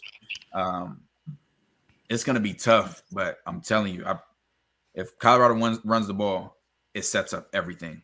Because of their safety play, T-Cal, is their man coverage mainly under schemes or overs? Because if you have those safeties playing that way, so they did it a couple different ways. They were mainly playing overs because even when they had cover 1, they usually have a robber underneath, so they were trying to stay on top of everything. Yeah. Now the safety just had an interview. It came out today, and he was like, yeah, it was my first year of safety. He said, so now I feel a lot better, a lot confident. He said, I couldn't like coach other guys up on their feet and their eyes. He said, because I had terrible feet and eyes. I said, I know. That's the All-American safety. Oh, Because he just had no idea what he was doing back there. And that's what it looked like. When you guys see the play action that I'm going to show you, you're going to be like, oh, my God. ooh, y'all missing out. Y'all in Patreon. Boy, let me tell you that. All the way into the line of scrimmage, like all the way in. And it's just routes open everywhere. So I'm not worried about that aspect at all, but the run has to happen. I haven't watched them specifically for the run. I'll probably do that early in the morning to see how they play the run, how good they are specifically against the run. But defensively for us, yeah, it's going to start with the D tackles. Linebackers can, if one person misses their gap, with Cole Payton, it's a touchdown. It's number 9. Mm-hmm. Their running backs are the same as make them go lateral. Not a lick of shiftiness, not a shifty bone in their body. They're going straight. So everything needs to be. I'd honestly plug the A gap. Yeah, that's what I was about to like. I'd rather you get to the outside. You don't say that. Pinch it the whole game. Yeah. Like, you don't say that with everybody. Some teams are like, we can't let them get. I'm gonna force you to get to the outside. Yeah. I'm never gonna let somebody beat me with their strength. If you beat me, it's gonna have to be a different way. Yeah, show me you can beat me on the edge. Exactly. Because I think we have enough speed at linebacker to get there a little bit later. Or what you do against that is you run cover 4. So then you got overhang players. You got your nickel that are right there on the edge. That can come and force the ball.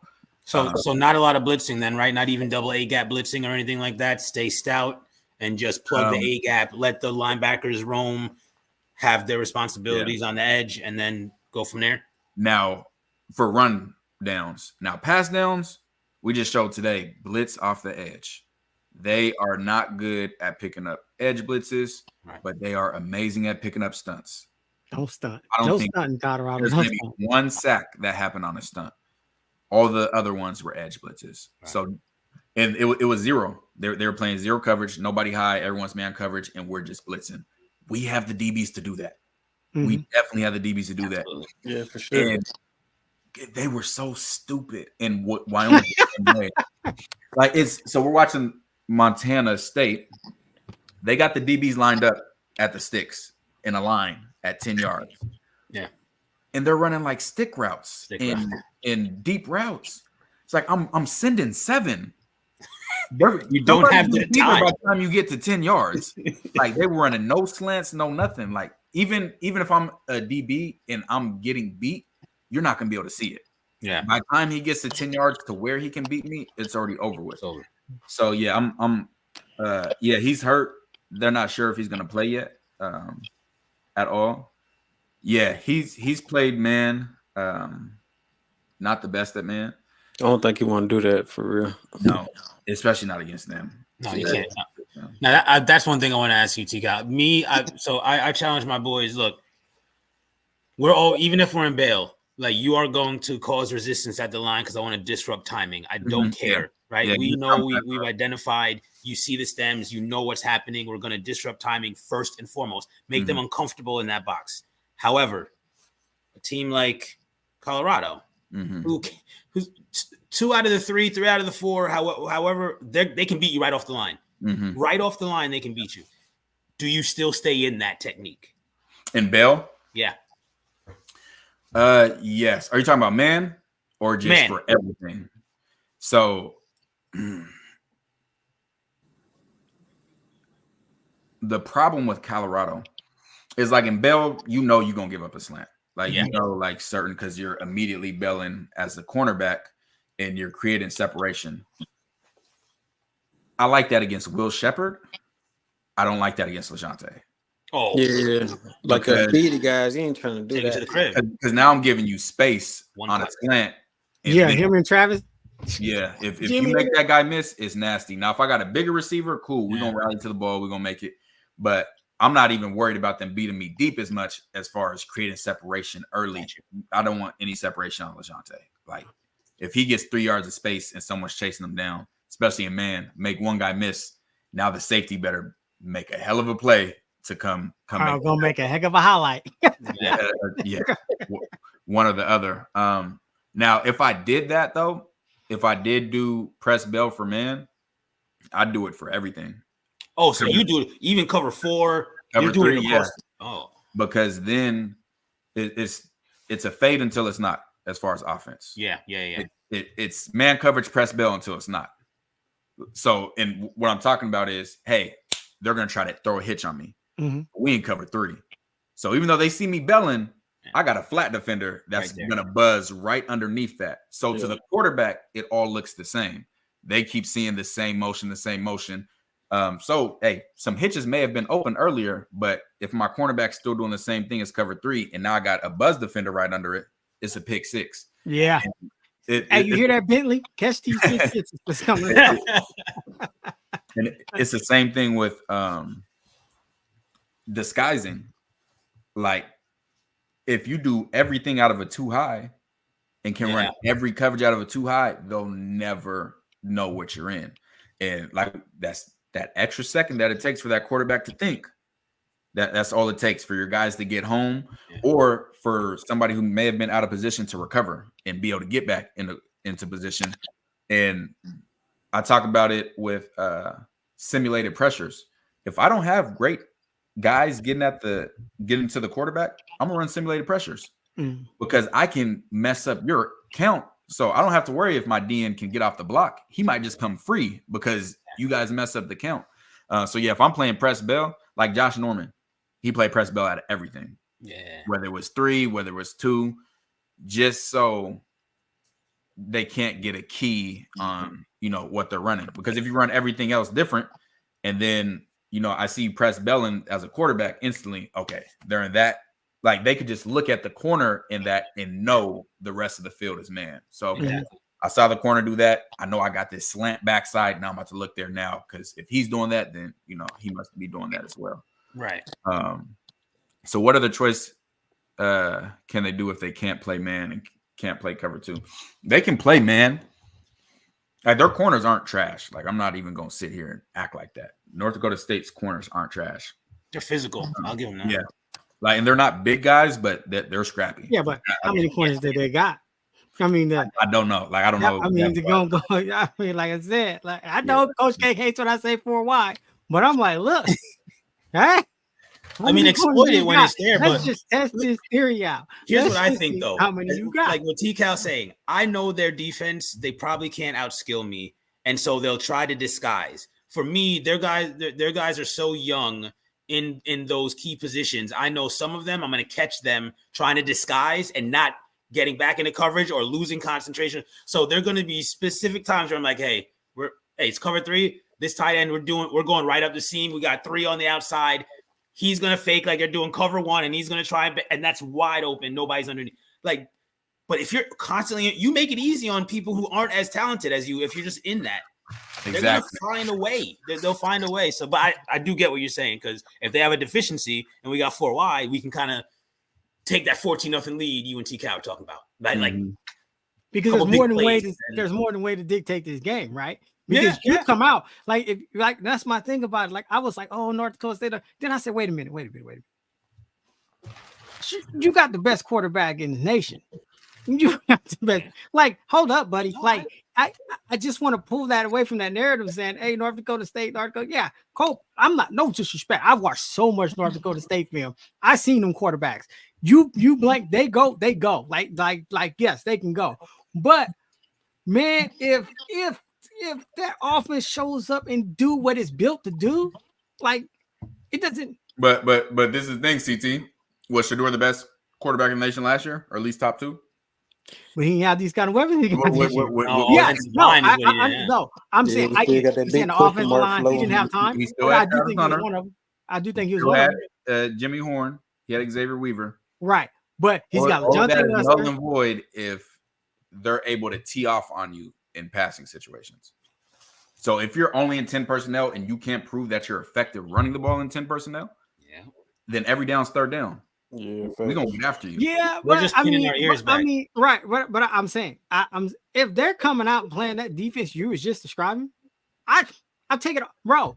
I could move fast, we could score fast, and we could jump a 14, like you said, get up 14 points.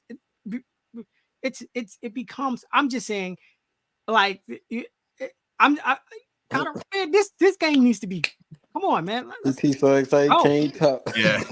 I'm like, let's go because this is what I expect from they this play team. that coverage. That's not an every down coverage, right? Like, no defense is like that. Like they'll play it here and there, and they disguise it well as well. So it's not just an obvious thing, but they have to be able. Colorado has to establish the run out of 10 personnel if you're gonna do that. If you don't, it's Oregon. Like, hey, you know what? But they about to they're gonna surprise us. I think look, man. I just think, hey, you know what? It's cool. Everybody's North Dakota State this, North Dakota State that. Don't sleep on North Dakota State. Well, you coming to Boulder, and let me tell you something. If that team that we only get these 10 5-second clips of what these players is doing, like this is like we've been engaged. We've watched this team all through all season, all through. If the talent that we believe that they have, this game. Halftime. Look, I don't even. Shedeur could just stay in the locker room about the halftime. Talent won't do it. I was just about to say that talent means nothing without discipline. That's what I'm not just saying. But see, that's the thing. I'm not just saying about the talent. That's what you just said, though. No, but I'm just saying. Look, right? Yes, sure. But I'm saying it's the players. Look at the coaching they brought in. I don't care about, bro. I can be the best coach in the world. I've played. I'm not saying just because they're super talented that they're Colorado's going to show up and be undisciplined. I'm not saying that's not what I'm saying. That they should be very disciplined. That's not what we're saying. Colorado should come. We are the better team, and we need to just show and just boom. Yeah, what we're saying is talent. If you don't have the discipline that goes with it, it doesn't matter. Right, but that's what I'm saying. I didn't say talent and discipline. No, I just said, hey, we're saying the discipline part. Oh, right. I'm like, hold up. I know that they got to be disciplined. I keep talking about the talent. We're talking about discipline. I'm talking about how many times do we watch the talent not contain the edge? How many times do we watch the talent not contain the edge? No, I'm just saying, bro. Like, no, we should have. But that's what you got to talk about. How many times did we see talent not contain the edge? Oh yeah. CT, I saw you take your hat off. Hey, but I did say the coaches too, though. I said it better. But I'm not saying. Look, all I'm saying is the narrative. Yes, any given Saturday. Yes, but this team is different. Like I'm telling you, like I think this is like. I mean, I hear what everybody's saying. No hat, TT. Yeah. I think. No hat, TT. All right, y'all gonna be saying TT getting laid, tripping, whatever. Yeah, I'm just saying, man. Look, man, come on. This always happens when he gets tired. Always. And then he add another 90 minutes to the live. The narrative that all I'm saying, the narrative that both Colorado should we work. NDSU needs to come in and hope they ain't getting beat by 50. I mean, I just think it's just different. I just think that NDSU has been. You can see it in the coaching. You can see the energy. You can just see and I'm not in Prime. The way Prime's saying, get after the ball, hustle. The discipline needs to be there. I'm not saying CT is falling victim to well-off media. No, I'm not. He is getting hyped because we was following. No, I'm following the film I've been seeing. There is we say this right. We say, oh yeah, the quarterback. But the film breakdown, all this film breakdown we've been doing, and I'm watching all this. He's angry. I'm like, hey, look, this is cool. You guys okay with that narrative? You come to Boulder. You gonna go home. We might even keep the the Indy. We can see you back. Man, I'm with you, CT. We absolutely should blow them out, and that's how I feel. All I'm saying. It's okay to say that we but as a player, as somebody that's been there, you have to be worried about every team, no matter who you. That's the only way that they said we got to win. CT gonna crash out. He definitely.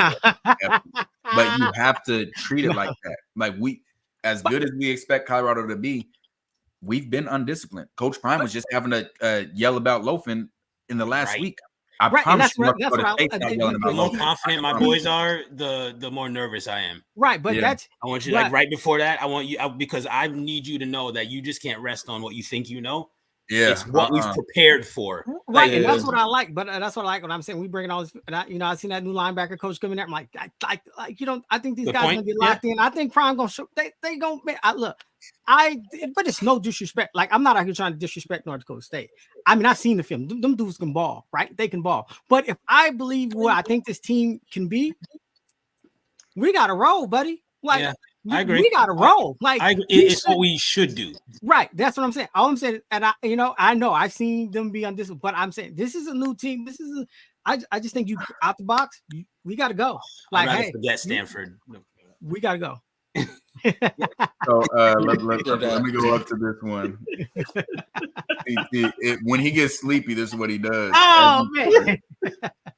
They see it in the chat. They say you need a Snickers. Nah, man, I'm good, man. I'm just like, hey, bro, look, let's Boy, just CT roll. ready. That's all. He's standing on business. I love it. Like I'm that, but it's cool. I'm the fan. Maybe I am just being a fan of the team, but I'm just like, look, all that. I'm like, man, look. Honestly, if this team is who I hope it is, bro, we rolling. Like, I don't see any other reason why we not rolling. I think you're right. I think we should, but North Dakota State has been in this situation more than all our team has.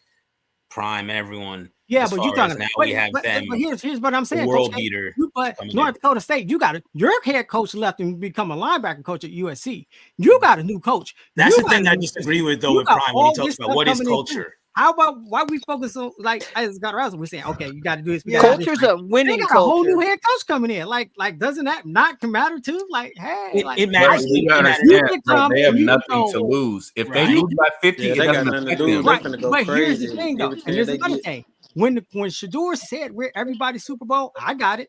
You got it. You understood that. So everybody on the team, it doesn't matter. I always said, you go back and watch. I always said, hey, it doesn't matter what the team, what the record's going to be. They're all going to show up to try to beat harder. It does not matter. But it's important for the locker room to know that.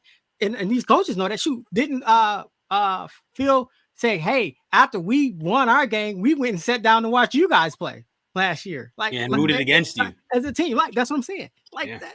Like, so TT, let's get back into football mode. Can I ask one question? I'm just a fan of the team. This is for you. Oh God! I got one question. He has what does match coverage mean? Like a cover 3 match, and then it's CT. What does match coverage mean? Travis, you know what? I hope them spiders pay you a visit, bro. That's what match coverage means. So match coverage.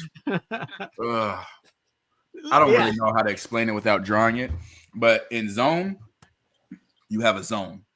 That's it. This is my zone. This is my side of the field.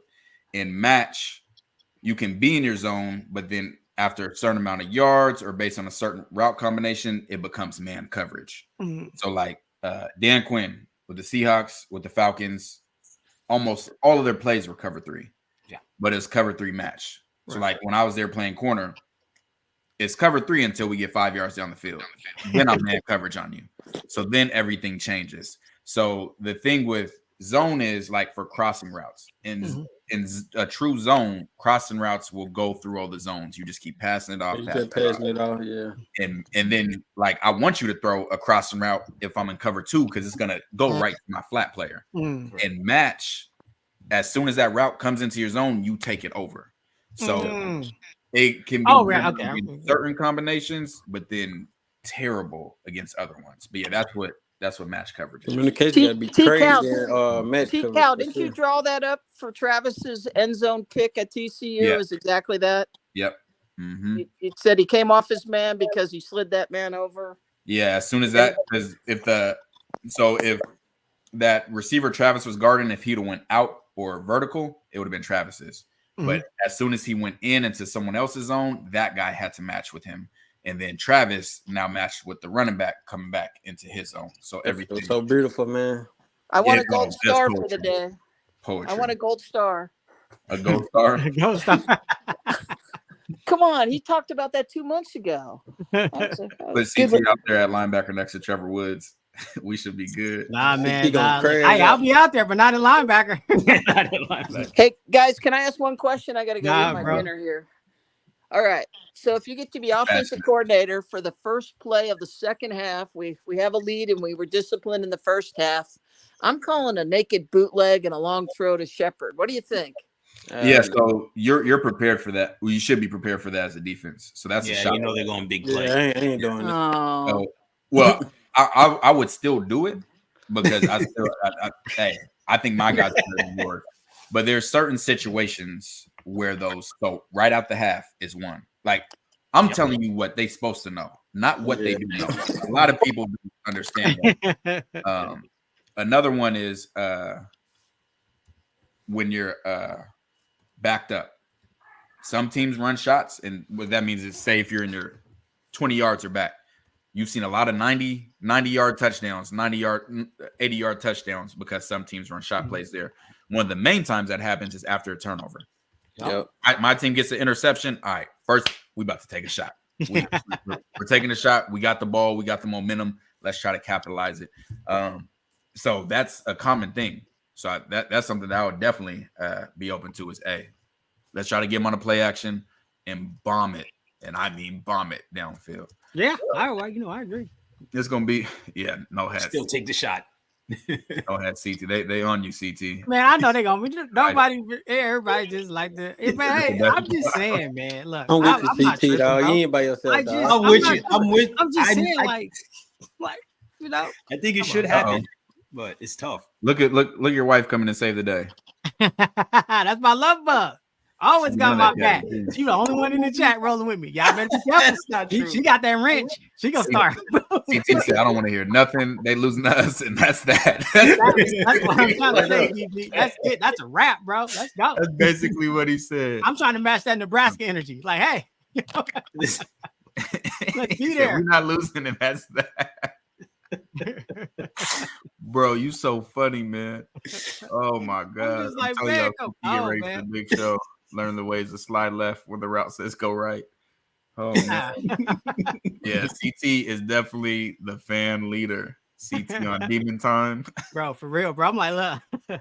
So you ain't blink yet. Nah, CT thinks you lost by 81. Yeah, bro. Real talk. CT, whenever you on BS, man, you can't wear no hat from now on. But there's the thing though, like everybody's saying, like, hey, like I'm on this, I'm on that. I'm just saying, man. Nah, I know you dead this serious. team is who we think this team is. All due respect to North Dakota. Like, and it's hard. I guess the only thing I'm being biased about is because I am seeing it from a different perspective now. I've cut so much film. Like I'm not saying, and I tell you right now, Cole Payton and Kemp, them boys can ball. I'm not saying that. I'm saying, hey, look here, buddy.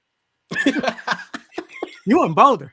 We gonna look good, we gonna feel good, and we gonna play good. And that's a wrap. Let's get to Lincoln and let's show them boys what we're talking about. That's all I'm saying. I don't disrespect North Dakota State. At that point, after you lose the Boulder, you can win every game the rest of your season. We stand with CT. It's a wrap, dog. Let's Man, go. you guys are But CT hilarious. said, listen here, buddy. That's what. Man, oh my god, man, look, and boy, because I can't wait to get to Colorado State, boy. Yeah, what you think is going to happen in North Dakota State is what I think should happen, but that's what I think will happen versus Colorado State. I hope Texas. I think them boys that were watching from the outside last year were like, "Oh, you would never do that to me. You will never get a chance at this." Right, and that's what I'm saying. That's so I think that. But I think it happens from the jump. Look, I said when you hear Benson speak, when Shedeur he's a silent leader, but he is the leader, and he said, "Hey, look, everybody's gonna play us as their Super Bowl regardless. So it don't even matter." So to me, there's no excuse for us not to show up and be ready at home first game. Like, let's go. Like, yeah, I like that he said that. I like it because he told you what he told the team. I'm the leader of the team. So if you're ready. saying if you on that team and didn't hear when Shedeur said, "Hey," because the media sure pushed it out. Hey, Shedeur says, "Hey, everybody's Super Bowl." Duh, of course they are. We learned that from last season.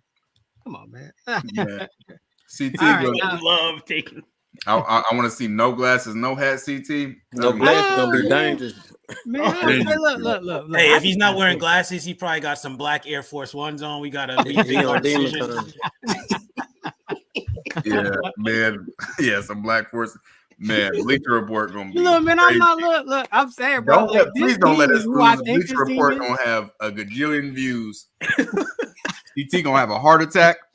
Boy, I cannot wait to be in the chat for those Bleacher Report ones. Nah, man, they're gonna be amazing. I'm so excited for that.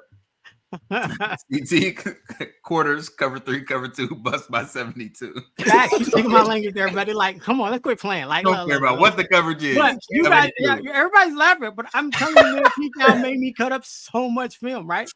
And I'm like, hold up, they got a new head coach coming in. We're talking about, man, I'm just saying this team, the personality of this team is different. Some quarterbacks throw across the middle if you want. Colton, Travis, like, We talking like we don't got the best secondary probably in college football. Like I just think it all matters. And I know talent. I say talent and discipline. Look, the leader, Shedeur says everybody's Super Bowl. So I'm not, but we knew that last year. Teams were so excited to beat that 4-8 or whatever. They were still super excited celebrating, right?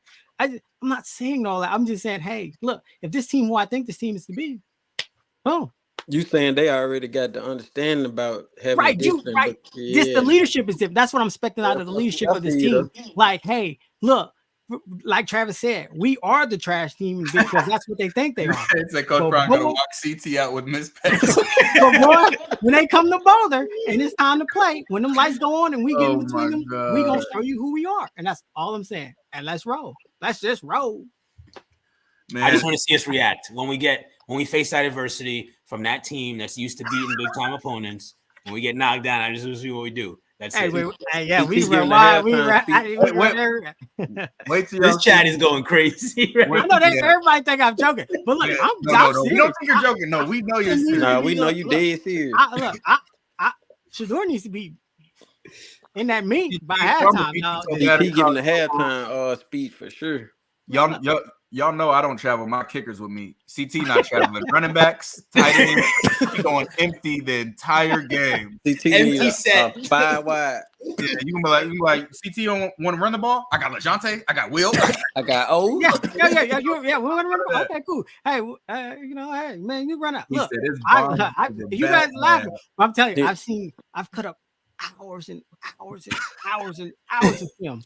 I'm like, come on, man. Look, I get it. I know any given Saturday. I respect North Dakota State. It's not a respect thing. You lose some ball. But if this is the team I think it is, hey, buddy, y'all just man. Hey, they gonna ask CT to run the ball. He gonna say, all right, Jimmy, come on, jet sweep. Right. We got LeJounte. We gonna throw forever. It's gonna be a bubble. Oh my gosh! He coming out the tunnel on the Buffalo. That's what that sounds about right. Let CT ride Ralphie out. Oh my god, man! All the way to the stadium. I'll be in the end zone. That's why we can't go to the game, bro. CTE CEO Colorado by 21. Love it. Love it. CT don't know what a running back is. Tight end. Hey, look, but I know I seen them quarterbacks pass. And if you want to pass, you want to go through that middle if you want to. You said it yourself. Travis is getting 2 picks. You win the plus turnover margin. It's like, but I know, and I'm saying, look, hey, I'm not satisfied with just the pick. I need some pick sixes out of this. Let's go. Let's go. Man, I need a touchdown from the defense, special teams, backup quarterback. Buddy, you're not beating us. Yeah, no, he's not allowed no more film. No, he's on. Oh man, he wants the backup in the first quarter. Y'all remember what he did when he cut Arizona film and said Noah Fafita wasn't. No, y'all remember that? Oh Lord, hey, never seen anything like it. If y'all on Patreon, go watch that Kansas State. All right. We went an extra hour because CT said Fafita wasn't good. I said, hold on. He's all right. He's all right. T-Cal pulled that film up so quick. Yeah, he said, hold on. We're not going to do this because he made some. I said, no, I watched some ball against Arizona State. He said, that's the film I cut up. I said, oh, no, we're not going to pretend. Whoa. He made some he's all right. crazy throws that game. You know what? I'm biased, though. I tell you what, yeah, no, see, that's what our channel is. No, I'm just saying, like, I get it. You guys, that's why his name is CT the Fan. That is why. Y'all the perfect combo, bro. This is not coming out of disrespect to North Dakota State. I said, them quarterbacks can ball. But look, all I'm saying is this is the team all that I know this team. Well, our media, the coaches was hyped. We hyped. We good. Colorado by 50. Yeah. Hey, look, Shedeur just need a half more second. I just know CT ain't never played like no football games like that. No, I didn't. I told you I blitz every time in that college football game. Discipline to run the ball at all. No, he's not setting up no play action. No. He gonna have 70 pass attempts, straight verticals, and the only 2 runs is gonna be when he kneel at the end of the game. Oh man, you telling everybody so when I start playing with Colorado, everybody gonna be like, CT ain't never gonna run the ball. When I'm playing with Colorado on the video game, gonna throw a slant? You see it look at a post and be like, why he not still going straight? Exactly.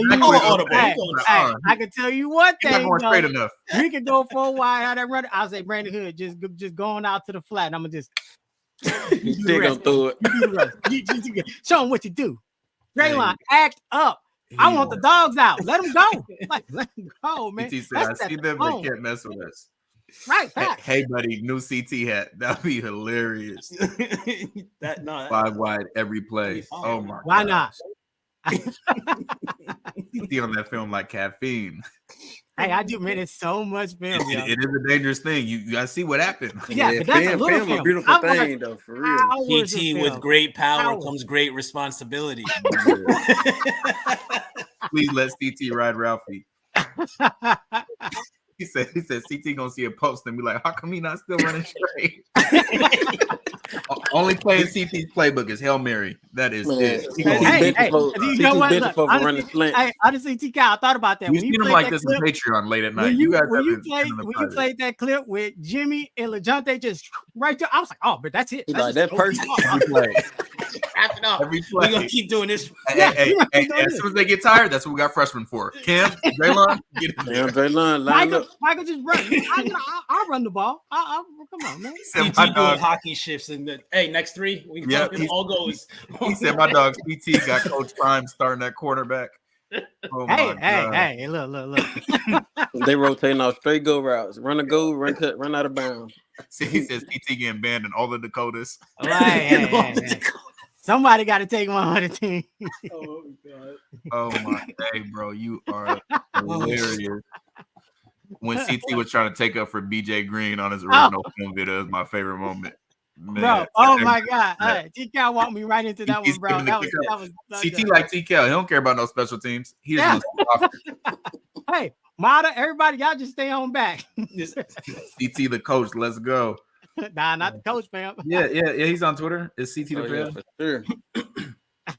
Yeah, that's literally CT. Just throw it up. Trav down there somewhere. Nah, and Will Shepherd and LeJounte and Jimmy. Everybody. Omarion, go dump. He said, did the shot start tonight? Nah, man. It's different when the shots flow, bro. CT sounds like he about to start a CU gang. He gonna create the gang size and everything. Walking around screaming CU. All I'm gonna do is throw up players' numbers. He said Coach Prime gonna let CT call the plays. Nah, man. He's putting crazy work in the film room. I'm in that film room. You know what he's calling. CT's doing Hail Marys and blitz. CT was like, hey, I did. Hey, like, you're right. I'm like, man, coverage, right? I mean, we blitz. No stunts, just blitz. CT gonna be like, how many people does it take to guard him? 5. Send everybody else. Hey, look, I said, wait, so we can play empty and let's just put Preston, Travis, and then just rush everybody else. Go crazy! Oh my gosh! Oh no, man! Yeah, I'm good, bro. Speech, please. Nah, I'm good, man. If God, I'm talking about if God or I lose. Look, T. already said, if we lost, the sky's falling. That's it. It's it's the people. It's not me that you should worry about. You should be the ones that are just quiet and just and waiting for it. I'm like, come on, man, let's roll. He said CT gonna have the quarterback's arm numb. Hey, I'm trying to get Shador that Heisman. I need 5 touchdowns before halftime. Quit playing. The running back room's gone. Yeah, in the portal. They ain't never. Hey, you know what? They can't lead to the end of the season though. So hey, they can't lead to the end of the season. It's all right. That's hilarious. But hey, Patreon, we will be back for tomorrow with a deep dive. We're gonna start getting into North Dakota State's defense, breaking down their plays. Today I was watching the explosive plays they gave up. The reason we're watching that, we're trying to look for patterns that show up as far as what they give up. Already saw some as far as the coverages that they play when giving those up. So we're going to start on those. Then we're going to break it down. Explosive run plays, explosive pass plays. Then we're going to look at what they do well. When were they getting sacks? When were they getting turnovers? How do they look on third down? Then we're going to break it down by coverages. We're going to watch their cover 2 plays, their man coverage plays, see the different things they run, the different type of schemes they have. So we can, and also want to see what they run against certain personnel. So what do they run against 4 wide? What do they run against 11 personnel? What do they run against such and such? So yeah, we're going to get all those done. And we'll do our first private watch party for Texas, or not Texas. Who's the damn game? Georgia Tech and foot. Yeah. We'll do that. That might be upset season to start the year off. Yeah. We got our betting shows more this week, and I got Georgia Tech for sure. The spread, I got Georgia Tech with the spread. Georgia Tech, absolutely. Georgia Tech with the spread. So yeah, we're gonna go through those. He said, "TCal, are you speeding up CT's voice?" No, I am not. Shador gonna be like, my shoulder hurt. CT gonna say, does your left hurt too? You got another No, one? I'm about to tell all the quarterbacks, you get to throw a touchdown. You get to throw a touchdown. You get to throw a touchdown. So you're gonna be out there, no hat, CU shorts, and the clipboard, bro. You got to get in the dynasty. Please get Like, in hey, the Colton, dynasty, bro. you get to throw a touchdown. We got to get CT in the dynasty and watch the plays he got. Oh God. See, I gotta delete his login from our film thing. He gonna be up watching film all No, night. man, come on, All God. night. No set tripping with CU to fan. None at all. Oh, man, appreciate that. Hey, Man, CT's improving greatly. Hey, listen, man, you stand 10 toes down. Yeah, I'm man, with look, it. hey, look. My money's on Georgia Tech. Yeah, I like Tig, man, with the OC for real. Yeah, I like Ooh, him. yeah. CT wasn't in Colorado. He couldn't make it, unfortunately. Oh, yeah, me? my baby girl turned 5. Man, I went to DNVR and shoot, I was at the hotel the rest of the time. My wife was in Seattle. She flew down, stayed a night, and then we flew back. But yeah, that I was in and out. I'm not a really explorer person. I don't go to bars. I'm a homebody, man. I be chilling. I like kicking it at home. We do a lot of stuff here though. Like I have game nights all the time. I love game nights. We got ping pong table. We be kicking in the yard. Last summer we was playing wiffle ball in the yard. Like we be kicking. I like kicking it at home. Yeah, he got a lot of energy. He gets scary when he gets sleepy. I'll just show it to the live watch party. Y'all gonna be on the same flow. Y'all got to tap in the Patreon. Thursday can't come soon. I'm ready, man. Come on, let's If go. you're not on Patreon, definitely tap in. Got it. Yeah, there's so much we're going through. And now y'all starting to see the coaches say the exact same stuff I'm saying about North Dakota State. Mhm. And I saw people say, talk about the new offensive coordinator. I can tell you for a fact, Colorado staff, everybody, they're watching Wyoming film. Just like I'm watching Wyoming film. The head coach is the OC. You think he gonna run his offense? If you think players are creatures of habit, yeah. We seen what stubborn coaches could do. And that's what I tell people. Like when I play Xbox, if you charted what I did, I'd be like, damn, I do that way more than I should. Right. But you don't know until you actually see it. What I would do if I was a coach, especially at that level, I'd hire somebody like me to go through our film and tell me my tendencies. Exactly. So I'd self-scout. A true self-scout. Yeah. Try to avoid, getting repetitive. Yeah, exactly. That's what I would do. And I've never been around a coach that did that ever. But that's something that I would definitely do for sure. But you got to be like you, like where it's like the film don't lie. I'm not trying to keep a job. Mm-hmm. Y'all need to fix this, and this. You were wrong with this, and this. Yeah. And that's why it doesn't happen for most. Yeah, we seen what bad tendencies can how they can affect the team. Egos, yeah, that matters. Hey, Dre Atkins, name someone on Florida State outside of DJ Lundy. You too. Oh, both of you. What dude's name? The quarterback DJ Ugly. What dude's name? Oh yeah. Other than him too. Like people don't know.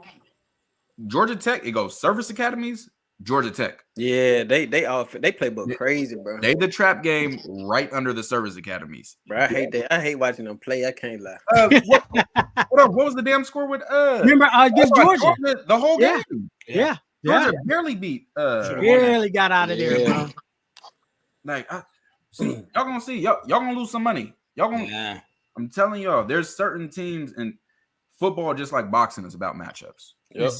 It is about matchups, and certain teams are so hard to match up with, and people don't understand that. There's this team's good and this team. That's why I tell you can't just overlook like Baylor's.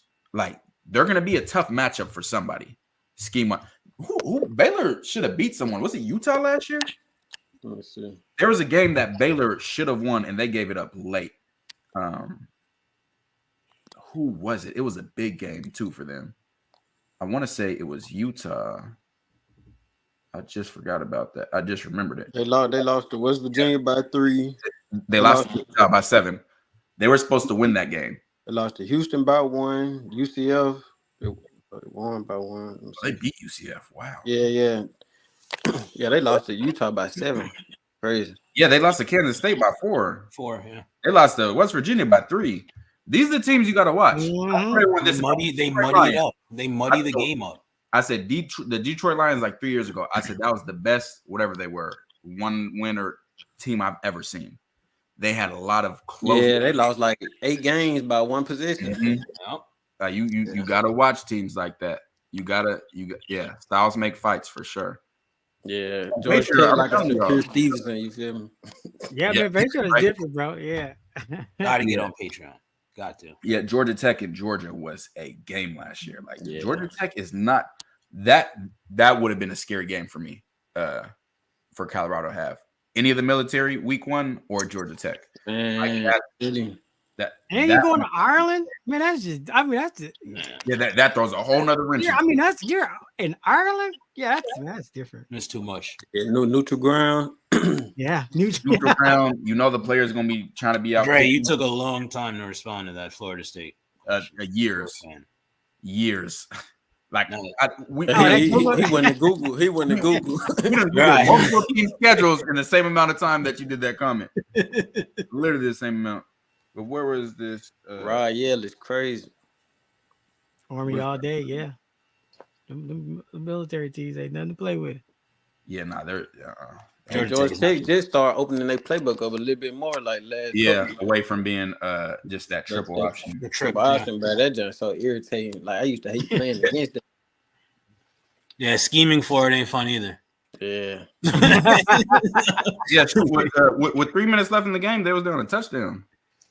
And Georgia Tech was up 14-13, 6 minutes into the half. Yeah, and Georgia blew a scoring opportunity that is the only reason they lost. If they scored there, that game's over. Yeah. Really should have won that game. Yep. All right. We're gonna see. Oh, this betting. We're gonna see. That's what DraftKings for. Oh, you're a Florida State fan? Oh my gosh. Yikes. Hey, did y'all make the playoffs last year? Only probably is Clemson. Yeah, that's crazy. That's crazy. Hold on. That should say what I mean. You can't. So, all right. I just think it can't be both. Like they can't be definitively about to blow Georgia Tech out, and they should have a close game with Clemson. I don't know how Clemson's a worry. That doesn't compute. Oh, y'all got Miami, North Carolina, Notre Dame. Yeah, war go crazy. All right, it get nasty. Yeah. Oh man, yeah. You missed a good one, David. You missed. Oh yeah, no had CT in full effect, man. Georgia Tech starting running back, starting quarterback, starting receiver, starting tight end, and 3 out of 5 linemen are all returning.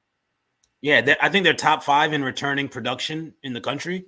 Yeah, somebody. We're acting like they're pushovers or something. It says CT is going to end the show saying, "Okay, to evolve, see you by 80." CT think we win every game by 20 plus. Yeah, why not? Hey, I believe. We'll see, but I'm public with my bets. This guy casual. That's not my favorite game. Cal might be F-ish. Like Cal was solid last year too. How many different ways you can run the same play so you don't look like you're doing the same play? Are you talking about offense or defense? But either answer, you can do a lot of things to mix it up. I showed that North Dakota State. Remember I showed you that play where it ended up getting to quads unbalanced? Yeah. Start that way, but the jet motion teams do that a lot. It won't start that way, but the way the play ends, like as soon as he got the ball and crossed the center, then it was quads unbalanced again. Yeah, that's right. So you wouldn't think it originally. You go, it's a different formation, but then when the play starts, it still ends up getting to the same thing. You got to be really, really imaginative to be able to create those situations. Infinitely more on the offensive end, though, right? Yeah, like on defense, there's only so much you can do on defense. Yeah, offense, you can do all types of different things to get the same, especially with passing concepts. Mm. Like for a flood concept, and I don't have time to explain it, but let's say we have a go route, deep out, and somebody in the flat. I could have that with a running back in the flat. I could have a drag from the backside tight end that eventually gets to the flat. And then we still like you could do a whole bunch of things to get the same final picture, but it starts out different. So yeah, on offense, it's a lot easier to do it than on defense. On defense, like the motion that they've allowed with wide receivers, how it's opened up the last 12 years, has made that. Yeah, it changed a lot for sure. Changed a lot. Shoot, I can run zone read option out of 10 different formations with 12 different motions. Hell yeah. You can do a lot. Yeah, you can do a lot. ET about to be in the locker room talking about dominate. All that matters, dominate.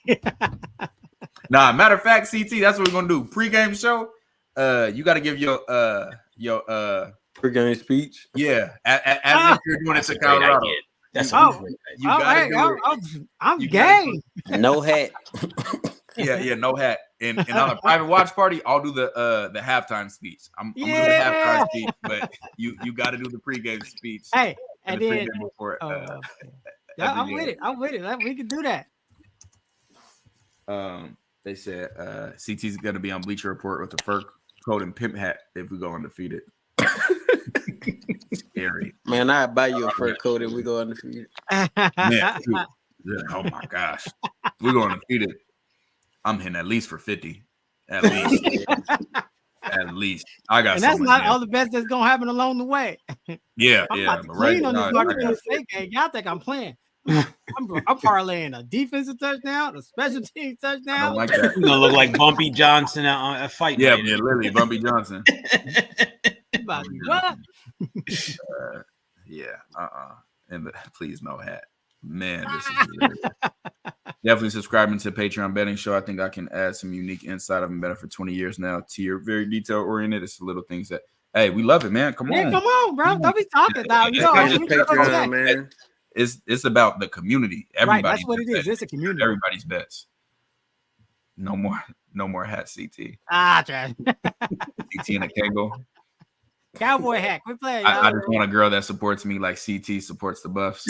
I'm buying your mink coats if we go undefeated. Facts. I'm hold you to that pace. You know, all receipts. Definitely. CT should start an American Gangster. Deion fans for sure. I'm a Deion fan. I can't lie. Yeah, I happen to be. I'm one of those. That's yeah. No, you. Yeah, it's lying for you for sure. CT the plug. CT the plug. CT got going. Yeah. Make sure you tap the Patreon. But hey, this was you don't have 500 people in here the whole night. You gave me an assignment. I got to get the pre-game speech at the live watch. Yeah, definitely got to get and you can't script it. Impromptu. I'm about to be so ready to go. I might come to your screen like 3D. Come in with some shades on like you come and just go crazy. He about to get the next NIL. Bro, I can't wait for this, man. I can't wait. Oh my gosh, it's gonna be hilarious. Y'all breaking down HBCU games. We talked about that. Probably not. There's not a big enough audience for that. In case you don't know, like I don't know where my helmet is. HBCU all conference. I got played because I had people on here saying, "Well, you guys weren't interested when he was in HBCU. Now you are." I dominated HBCU. Like, I literally played there. So this is the wrong channel to do that. Yeah, my girl graduated from Jackson State, man. Oh, for real? Getting tapped in. Yep. Cal T is crazy. Yeah, I seen that. Man, we gotta see CT slips. Must be crazy. He going for it all. CT, whatever you ate, drank, mimic whatever you did today for every show. Buffton Prime, great show. Appreciate it, man. Yeah, this was dope. We definitely need to do more of the panels. It's amazing. Amazing. Love being able to. Yeah, Coach K, man, you got to be a regular, bro. Whatever you need from me. Yeah. TC, I want to hit you up a little bit later. I want to see if I could open up some opportunities for people that want to get into the Patreon but can't really afford to. You know what I mean? Okay. See if I could, work with you on that. Like definitely. Yeah, man. But yeah, anytime you need me, y'all just let me know and I'm with you. All right, that's a bet. Yeah, no, we definitely we'll do what I want to do. Actually, this week we'll try to see when we can do it, but I want to do more of the film breakdowns, private, like the deep dives with people up here Yeah, that'll be lit for sure. Yeah. I liked when we watched Kansas State, even though people weren't up here, but we're like, hey, we're just gonna put the game on. Mhm. And then we got a bunch of we got people, and they're like, hey, did you see what Homeboy just did on that play? Look at this. Like doing it as a group. Like it's just breaking down film with the homies. So yeah, I definitely want to do some more of those. This was awesome. This is dope. This is dope. Fantastic. But yeah, the reason they're in here, they're Patreon members. You and Patreon, you can be in these private or these panels, and then we got the private stuff as well. Man, I love it, man. CT gonna be full pads watching the game. Crazy. He got the uniform laid out the night before, like Prime. Hey, what I say? Look good, you feel good. We gonna play good. It's on, man. It's on. I just want to say you can't even remotely close to saying this.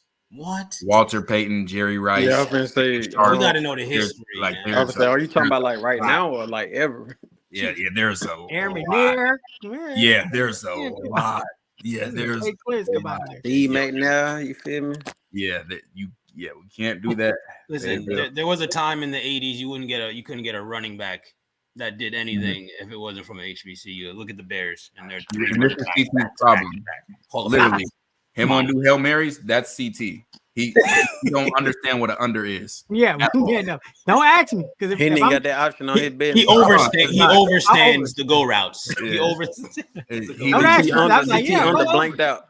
It's gonna be like Shador over 5,000 yards. He be like, well, we got LeJohntay, we got Will. Yeah. Why is this even a question, right? We winning. Appreciate it. Salute that man, Biggs. Nah. I've been working on them in the past year to do the unders. I've been working on doing the unders. TK, I don't know how you do it, breaking down all the film, selling real estate, beating For the real. game, and being on all night. I must be getting old. You a dog. I appreciate you, fam. I don't know either. Like, I be up at 5 every morning. I come in here. I start grinding my real estate, my marketing. Then I got to follow up with all my clients. And then I got all my properties that are rented and people not paying rent. I just think it reminded me. Yeah, I gotta be Debo. You know? Where's Shane at? The job for you. That CT have any eligibility? Yeah. He got it. Oh yeah. No, we definitely gonna start doing some more. Like, I like this. We ain't nobody cussing. We just talking ball. We kicking it. It's clean.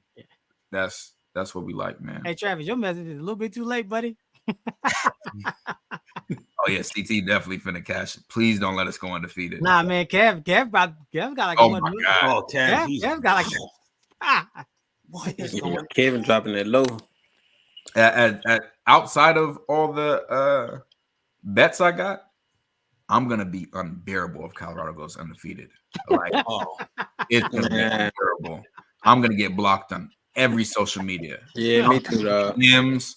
I'm sending letters to Jay Norvell's house. Like, I'm telling you, I might be in jail. Do not let us go undefeated. Free TK. Listen, Feinbaum going. Oh yeah. Feinbaum. I'm going straight at him. MBJ, I'm not gonna lie. This is a terrible question to ask me. Terrible question. Yeah. You trying to get him, man? Terrible. Ain't no give me no. Nobody's ever starting over. I'm just gonna let you know. Never. Top 5. Appreciate it. Appreciate it. I played Auburn when I was at A&M, and yeah, now they opening up with them. We played them at the end of the season. We was their tune-up game for the Iron Bowl. And did they tune us up? Unders, love them against the public, especially NFL easy money. Man, come on, chop it up. We love it. Yeah, chop it up. You got that knowledge, man, because I'll be way over. Oh yeah, you know I'm gonna hold people accountable. Yeah, man. Look, bro. You know what? Coach Prime inspired me. He checked that report. It's like, you don't deal with us. Bad Mama T said PTSD. Yeah, for some other CU panels I've watched, but this was great. Yeah, you know we Bad Mama C. keeping the main thing over here. We talking ball, kicking it, no gossip, no funny stuff. No, this was awesome. But all right, y'all, appreciate JP, Coach K, Decepticon, everybody that came up. Absolutely awesome. We will be seeing y'all on Patreon tomorrow. And yeah, we will holler at y'all soon. Appreciate y'all. I'm gonna take you off the stage. Appreciate y'all. Have a good night, man. Y'all. Absolutely. All right, bro. Y'all be easy. Yeah. Salute, fam. Appreciate y'all. ET, boss by 50. Man by 50. You can call it. Us by 50s. All right, CT, man. What's your final words, man? Okay, to evolve. Buffs by 80. Do your words match your video? Yeah, this for my boy TKL, CT the fan. Yeah, we on that buff train, man. Yeah, them boys, they put it down. I watch them every day. Hey, they gonna put you on the pillar, but they gonna put you down there where you belong. They ain't gonna care for you. Nah, they ain't gonna care for you. Yeah, they gonna love on you. They gonna tell you what to do to get yourself better.